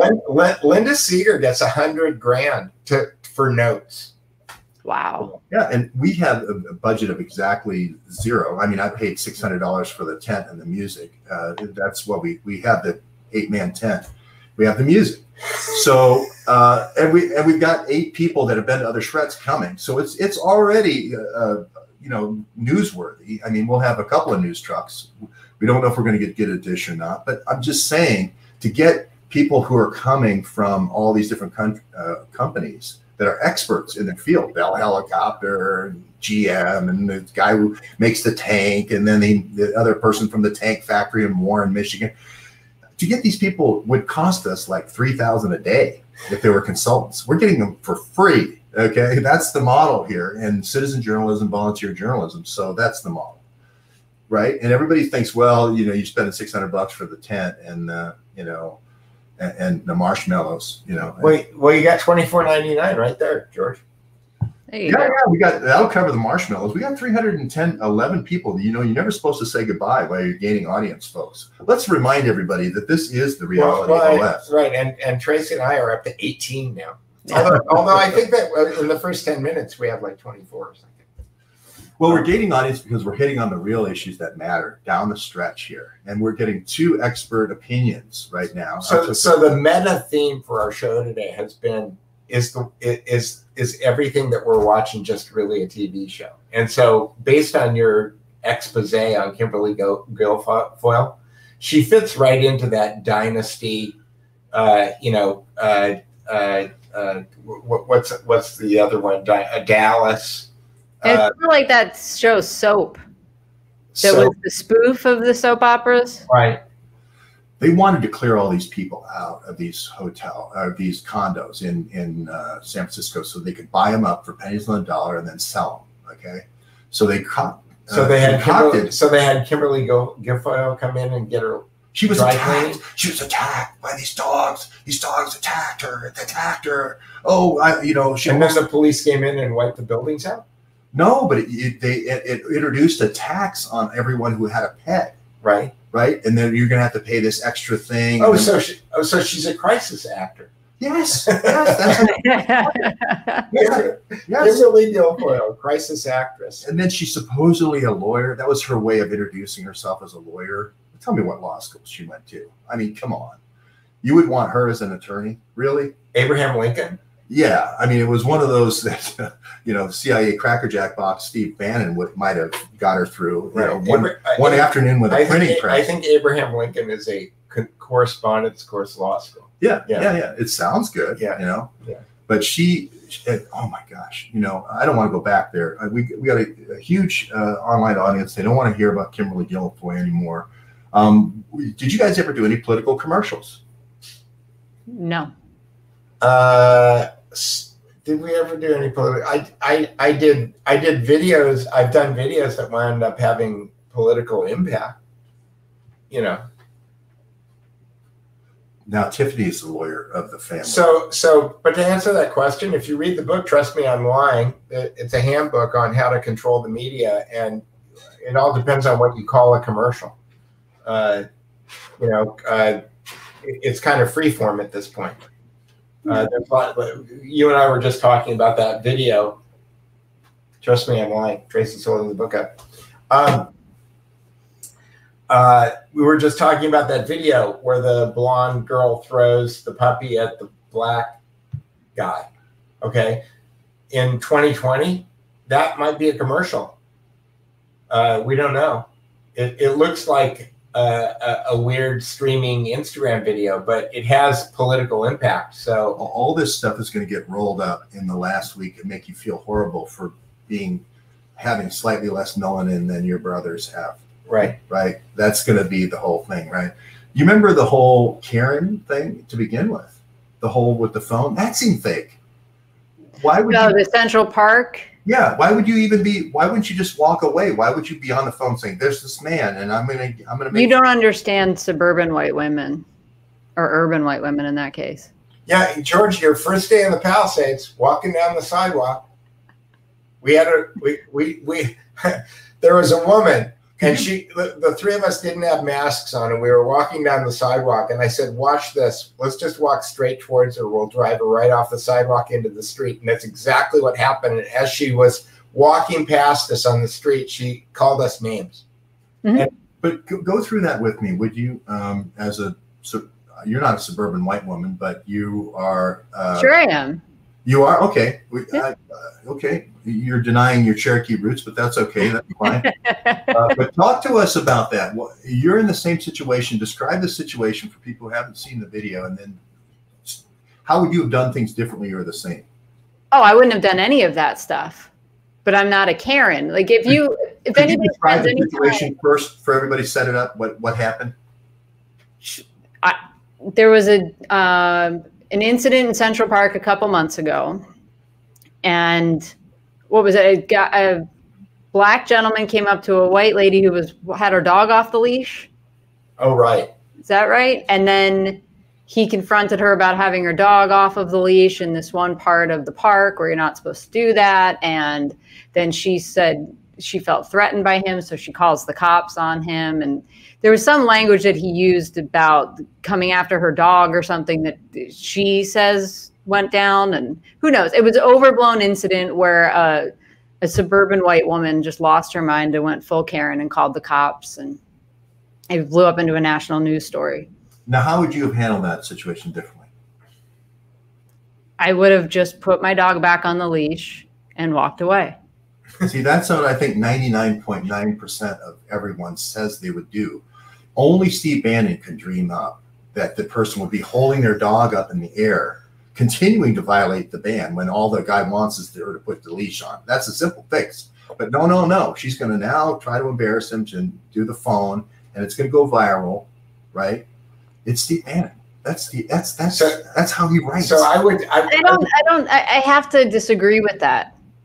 Okay. Go ahead. I don't think that's Bannon at all. I don't think Bannon At least my interactions with him. I think that's chump change for Bannon. Maybe somebody else. Right. It's too trashy reality TV. Bannon, although he is sloppy Steve, whatever, it comes from the upper class, or at least aspires to be part of that group. And would never think to put something that trashy together. I think it's more like Bob Creamer. Yes. Or Brent Kimberlin. Those are the operatives that would come up with ideas like that. Brent Kimberlin would throw dogs. You know. Well, see, here we go. I'm a suburban white woman with college degrees, and I don't get the elusive suburban white female voters. I will explain that to you, at least from my perspective, growing up in the Philadelphia suburbs. It's these women in the suburbs that vote Democrat do so because they believe that's their community service. They outsource their helping of the poor and the taking care of the poor to the Democrat Party. That makes sense. Well, that's very so if I vote, I don't have to show up. Correct. I traded my vote for my participation. Yeah, it's a virtue signal. Okay. They'll take care of those people that I don't want in my neighborhood. Right. They'll take my calls and come remove them for me if I vote. Right. Yeah. Right. I keep walking up and down the neighborhoods around here where there's some pretty nice houses and they've got Black Lives Matter signs on their front lawn. And I want to knock on their door and say, has there ever been a Black life that crossed the threshold of this house that wasn't doing manual labor? Because I don't think you guys have any Black friends. I showed George some of those giant, huge George Floyd murals that are on the sides of businesses in Santa Monica that got torched, a couple of months ago. And I said, those are the please don't loot my building signs. Yes. Like that's why they're there. That's the purpose of them. The people there they're not virtue signaling. They're afraid. Yeah. Our friend Brian McCarthy says it's like Passover. It's the lamb's blood above the door. Oh, that's right. Yeah. I thought that was an excellent observation on Brian's part. You know Brian. Oh yeah, I do know Brian. Yeah. He's the irascible Irishman. He's even more irascible than you are, Peter. He is more irascible than I am. Yeah. And I guess we've done a tour de force here, and I don't want to be this outside guy who's now taken over the moderation. Well, I mean, as long as we have questions, we'll answer them. But sure. Okay. So people were saying he was filming her. Because I thought they were both filming each other. And my response to that is that's a cool story. If they aren't both actors, they just both seem like actors to me because there was nobody else walking around. That doesn't happen in Central Park. Oh wait, we're talking about two different things. Okay. I was talking about the video yesterday. You were talking about Central Park. Well, both of them. Yeah, they're. I mean, again. Think about it. Read Ryan Holiday's book, Trust Me, I'm Lying. And then whenever you see a video like that, ask yourself the question before you hit like or before you hit retweet or before you do any of those things, ask yourself the question, could this be set up? Could the person holding the camera and the person who's in front of the camera actually be working together? Because if you watch TikTok videos, or if you watch, who are the YouTubers, the blonde YouTube guy with the house who got arrested? The Logan brothers? The Logan brothers, like their entire careers are built on staging videos like this. And I believe that you've got an entire generation of people who believe that constructing their own reality is how they're going to become famous. It's how they're going to get the big bucks. It's how they're going to make their mark in the world. And there are super PACs out there in the world right now. Today, it's October 11th. It's 3.5 weeks until the election. This is when people make big, big money in politics. This is when big checks get written for things like YouTube videos and Instagram videos and stunts and posters and signs and all kinds of stuff. Anything that's a stunt right now, you've got to ask yourself. I know one exception. Yeah, we do know the guy who did the Trump sign, and he didn't make a dime. He didn't make a dime, and he did an interview yesterday, and with him, and he basically, with some steel rebar and some tarp and a crew of people who are like-minded, put a huge Trump Hollywood sign. They all love Trump. None of them got paid. None of them got paid. And they put a huge Hollywood sign up across from the Getty, looking straight at the Getty. And everyone in Los Angeles saw it. Everyone. And Trump saw it, retweeted it. It's got over 5 million views now. And that's something about the authenticity that people can just feel it. Right, but that was a positive story. Yeah. So here's another clip, okay?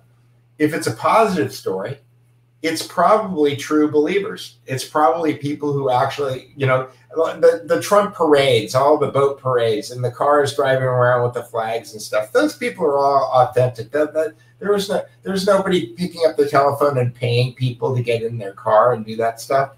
Maybe on the Biden side because they don't have enough people, but it's the negative stories. It's the blonde woman throwing her dog. I mean, because, you know, Ollie Alexander's analysis of the election at this point is that the black vote, if this thing goes the way that 2016 did, the reason that Hillary Clinton lost the key states that she was supposed to win was because the black vote didn't show up. Okay, because the Bernie voters didn't show up, but the black vote was really what tipped it. Because I think it was like 40,000 people in total over 3 states, flipped 3 states, and it was all black voters in those states that didn't show up. So anything that's promoting race, it's where the George Floyd, it's where the Black Lives Matters, it's where all of this stuff is coming from. It's all about getting the blacks to come out and vote for Joe Biden. Because any blacks that stay home is a vote for Trump. So that's what this is all about. So when you look at a video like that, you got to ask yourself that question. And I removed the video because I didn't want to give away the identity of the person, even though I don't know the identity. But we don't want this person now to become a hunted person, right? So that's why I removed the video. So there's people asking that question. You know, there's maybe we'll just drop that. Now we see the pattern. Okay. All right. I think that's pretty good for one day. You guys did a lot of work. That's almost 2 hours of work here. Yeah. Normally you get paid how much for that? Yeah. See, you guys are working for free. If you haven't just joining us, we're just wrapping up. Tracy and I are just working on our television personalities. Correct. Yeah, those are great. Yeah, this is our audition for season 2, lead and cast. Right. You know, can I bring up something personal and something that shouldn't be brought up? Do I have a choice? Well, you actually talked to the Trump White House, and you were, you were in negotiations to go to the. I had a conversation, yeah, about. But that's way more than a lot of these other folks actually have. And could you just don't like out the person who you talk to, but don't you think you should be in that? I know it would take you away, but not at this point, and that's because I believe that if you want to really get rid of the deep state, then you have to start removing people. I really like the idea of the season 2 where we're actually firing people, but I think that anybody who's got a direct relationship with the Council on Foreign Relations needs to be removed physically from the premises and fired. They need to go away and start there. We'll use Marine One to take them to the destination of their choice, Peter. Right, exactly. Or they don't get into a limo; they get into the helicopter. Right, exactly. So like Pinochet, right? Yeah, except we'll actually drop them off somewhere nice, right, like Guantanamo Bay. Right. Yeah, exactly. Give them a nice orange jumpsuit or something. No, I think that the Council on Foreign Relations would be the first step. I think that talking about rescinding the National Intelligence Act of 1947, making Ron Paul the Treasury Secretary so he can just Ron Paul the Treasury Secretary, talk about revoking and replacing the Federal Reserve Act of 1913. If you got rid of those 2 laws, Intelligence Act of 1947, Federal Reserve Act of 1913. How about defunding the UN and NATO. Defunding the UN would be good. That would be a good step. All these things would be good steps that would make me want to go work in that White House. But I don't want to work in that White House. As long as they're doing that, it's kabuki theater. It's the same. It's the same old story with a different, boss. Tracy, you're close to Washington D.C. Would you take a White House communications job? Under those same conditions, yes. Yeah. But I'm not going to go in there. And look what happened to Roger Stone. You walk into that place, you've got a target on your back. Yeah, we'd have to start a legal fund immediately. Right. It's not a joke. Yeah, it's not a joke. Oh, that's true. That's true. Yeah. I mean, seeing what happened to Roger. Yeah. Well, I've interviewed people with this Charlottesville thing in person, saying the bus thing. The T-shirts literally being handed as they got off the bus. You're a white supremacist. You're someone who cares about freedom. And you're anti-white supremacist. Well, Baked Alaska was there, and he talked to me when he got back from Charlottesville. And I said, dude, why did you march in that Tiki Torch parade? And he said, oh, you should have seen it. It was so pretty. And I said, have you ever seen Triumph of the Will? And he said, what's that? Steve Bannon's favorite movie. Is it? Yes. Google Steve Bannon. I don't doubt you. Lenny Wright. For those people who aren't familiar with it, just like Baked Alaska, do you want to tell everybody what Triumph of the Will is? Triumph of the Will is the film that documented the most visually compelling Nuremberg rally of the Third Reich. I think I can't remember. 33? When they put the Nuremberg laws in, and it was used as a piece by Leni Riefenstahl to sell the Nuremberg laws, which is, hey, and also to create this feeling of national unity, and also like everyone agrees with us. It starts out with Hitler's speech. Well, first you get Hitler flying in on the little Stuka plane or whatever that junker plane is. Ju-88. Ju-88, yeah. And he's looking in. Last year I came here, there was no flags, Nazi flags along the highways and byways and shops. Now I come here, it's full of flags, meaning if you don't get your flag out tomorrow. Right. And Speer did the Cathedral of Light. It was beautiful. They hadn't finished the stadium yet. There were supposed to be light standards or something around the stadium. And Speer got Goering to give him 100 anti-aircraft searchlights, and they put them around the stadium, and then they pointed them straight up into the sky, and so it made this cathedral of light. All of these beams of light going up. It was really beautiful. I mean, the Third Reich really did have the best art direction. Right, and Lenny was a female director of photography, made huge breakthroughs. So I don't know if you guys saw the video. I can't remember the name of the journalist that put it out, but when Trump came back from Walter Reed and he flew in on the helicopter and walked up to the balcony, this guy did a side-by-side with pieces from Triumph of the Will and was like, there's your story. It's the same movie. So it was a rip-o-matic. Right. In Hollywood, when you copy something else, they call it a rip-o-matic. Well, that's what he wanted to say. And he's like, well, I just want to say, like, this is different pieces of Triumph of the Will cut together. But obviously, the connection's there, the inspiration's there. And it's like, I could take any movie where they put a camera on a wire and say that was the Third Reich.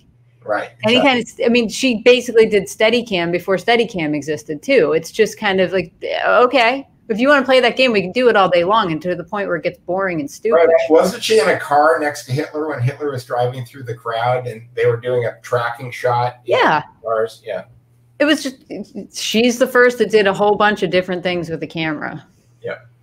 And Lenny, if you look at Bannon's documentary about Reagan, it's a straight rip-o-matic from Leni Riefenstahl, Triumph of the Will. And she also did a later one about the 36 Olympics in 1937. Right. Which was similar, which was all of Germany has come together. We're unstoppable. Blah blah blah. Here's the tanks rolling. Here's the planes flying. That one. But then somebody told me she went to Africa and became a portrait photographer. You told me that her color photographs of African native tribesmen are some of the most valuable photographs that go on up for auction. And she lived a long time too, right? Yeah. She lived like She was doing underwater cinematography when she was 100 years old. Yeah. Wow. Incredible. She would scuba tanks and underwater cameras and stuff when she was 100. Yeah. And on that note, yeah, I think maybe we'll probably, although our chat room is on fire, it's El Fuego here. Yeah. But we just hit the 2 hour mark, and that usually is a. Yeah, we're at 1:59:17 here. Yeah. So we're gonna leave it right there, folks. I realize people are still chatting like crazy. Everyone's saying no.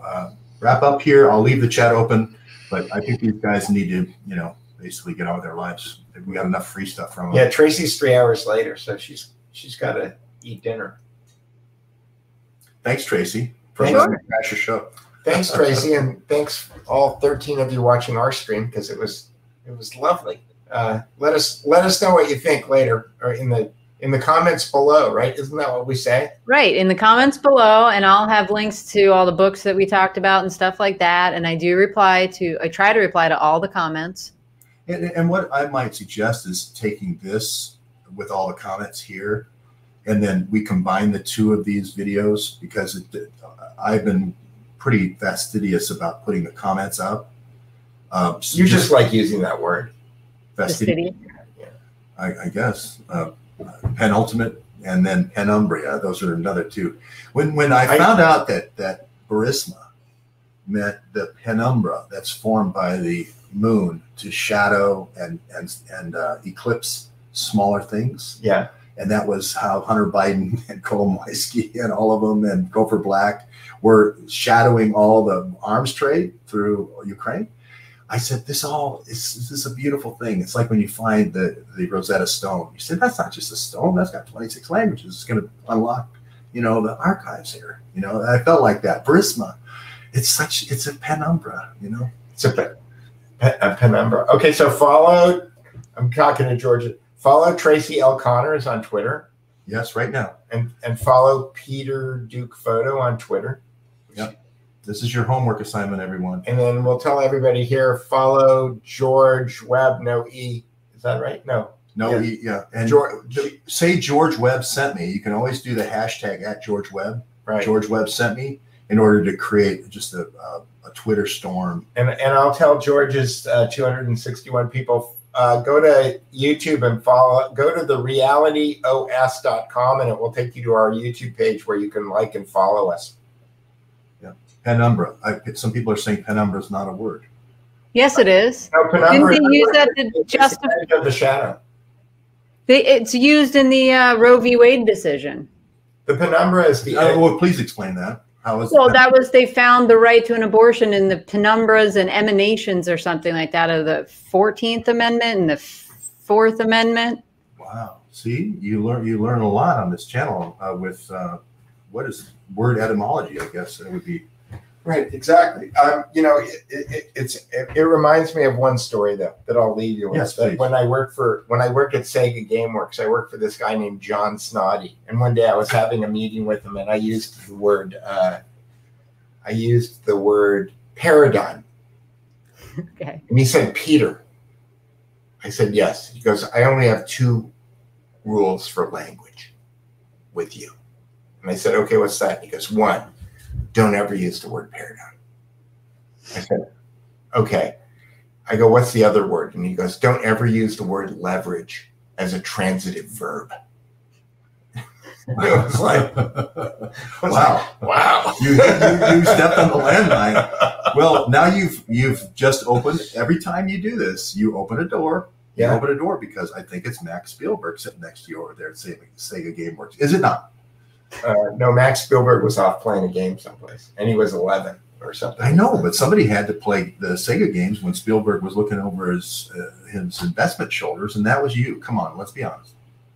Here, you'll like this story. Okay. Steven Spielberg comes walking into my office. And you also have a Roger Ailes story too, so I'm gonna let you. But go ahead, do your Spielberg. Steven Spielberg comes into my office one day, and I'm the internet guy. And this is when the internet is like a new thing, right? The World Wide Web. It's 97, so the World Wide Web's been around for 4 years. And I am actually building the first internet video game that had live stream capability. That is, we live streamed the faces of the 4 players at Ontario Mills with the 4 players in Grapevine, Texas. So 4-on-4, live stream faces playing Quake. And I'm explaining to Steven Spielberg about how we have this broadband going into the GameWorks, that we have a T1 going into each GameWorks. And Steven Spielberg says, a T1, is that like my ISDN line? ISDN. ISDN. Yeah, well, I think at that time, ISDN was only about 56K, and the T1 was about 16. 1.5. Multiply it out, 16 times 56K. Okay. I've done this before. Yes, I know, because this is why I thought you'd appreciate this. Yeah. But he called it an ISDN line. And then when I started to explain to him the difference between a T1 and an ISDN, is when the president of GameWorks put himself physically in between me and Spielberg and walked him out of my office because he didn't want me talking to him about the plumbing. I love that. Yeah, I love that story. Well, why don't you just real quick, as long as you got a Roger Ailes story, or no, Rupert Murdoch. He came into your office, Rupert Murdoch, or no, he said, I don't trust people with clean desks. Yeah, Rupert Murdoch was. And Kimberly Guilfoyle has an awfully clean desk. Kimberly, there wasn't Fox Television was just being invented when I was there. Okay. No, it was 1993. Netscape Navigator had just been announced. The World Wide Web was a new thing. The Xfiles.com was the first entertainment website on the internet, and I designed and built it.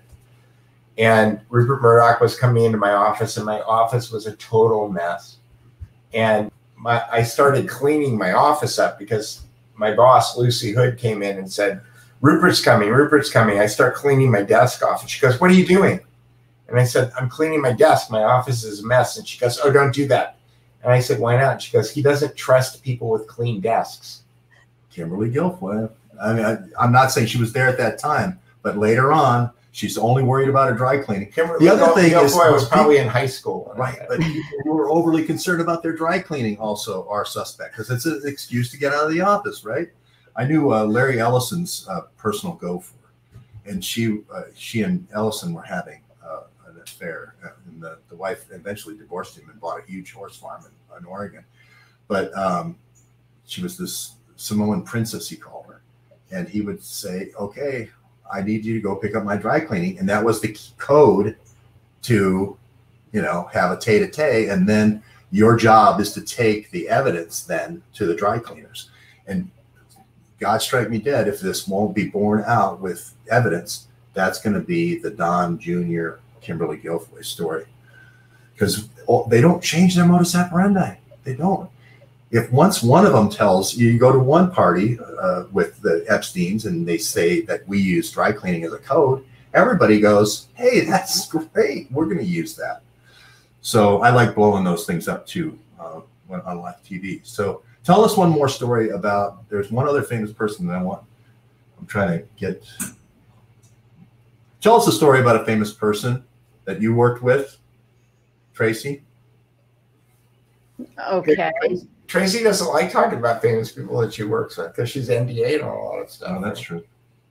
Well, you work with, let's tell a good story, because there are a lot of fake people out there that doing fake news, but you work with James O'Keefe, and I think he's a pretty straight up guy, but you work with him. But every time you ask her this question, she comes back with, I've got an NDA with James O'Keefe and I can't talk about what Right. I can say that James is a really solid person. What? James is a really, really good person. Yeah, he's great. Do you know how James O'Keefe got his career started? I could tell you that story. Breakout? Is that Breakthrough? He was going to, where did he go to? Fordham? He went to Rutgers. He went to Rutgers. Yeah, he was going to, he was undergraduate in college, and the woke people were starting to take over the administration, and so he realized that they had Lucky Charms in the cafeteria, and that because he was Irish, he thought that Lucky Charms could be perceived as being racist. And so he went to the dean of students and he complained that he thought that Lucky Charms in the cafeteria was racist, and he got the dean of students to remove Lucky Charms from the cafeteria. And that's how he got his career started. And if you remember in that movie with Michael, the funny guy, about Dr. Evil, Mike Myers. Mike Myers. And Austin Powers, there's a reference to Lucky Charms. Remember, there's an Irish hitman that's introduced, and that bastard. No, it's an Irish hitman, and he kills people because they mess with his Lucky Charms. So I don't know. All right. We're gonna leave it right there. Well, yeah, and maybe I'll tell a story next time. I did come up with one that shouldn't be under an NDA, but I can give you a list of good people that nice celebrities. I don't think I'd get in any trouble for doing that. Okay. Well, how about you have a cliffhanger here. You told me to always leave a cliffhanger. Yep. Tune in next time, and I'll tell you one good story. Okay. Great. Thanks, Tracy. There you go. Sure. Thank you, guys. See you later.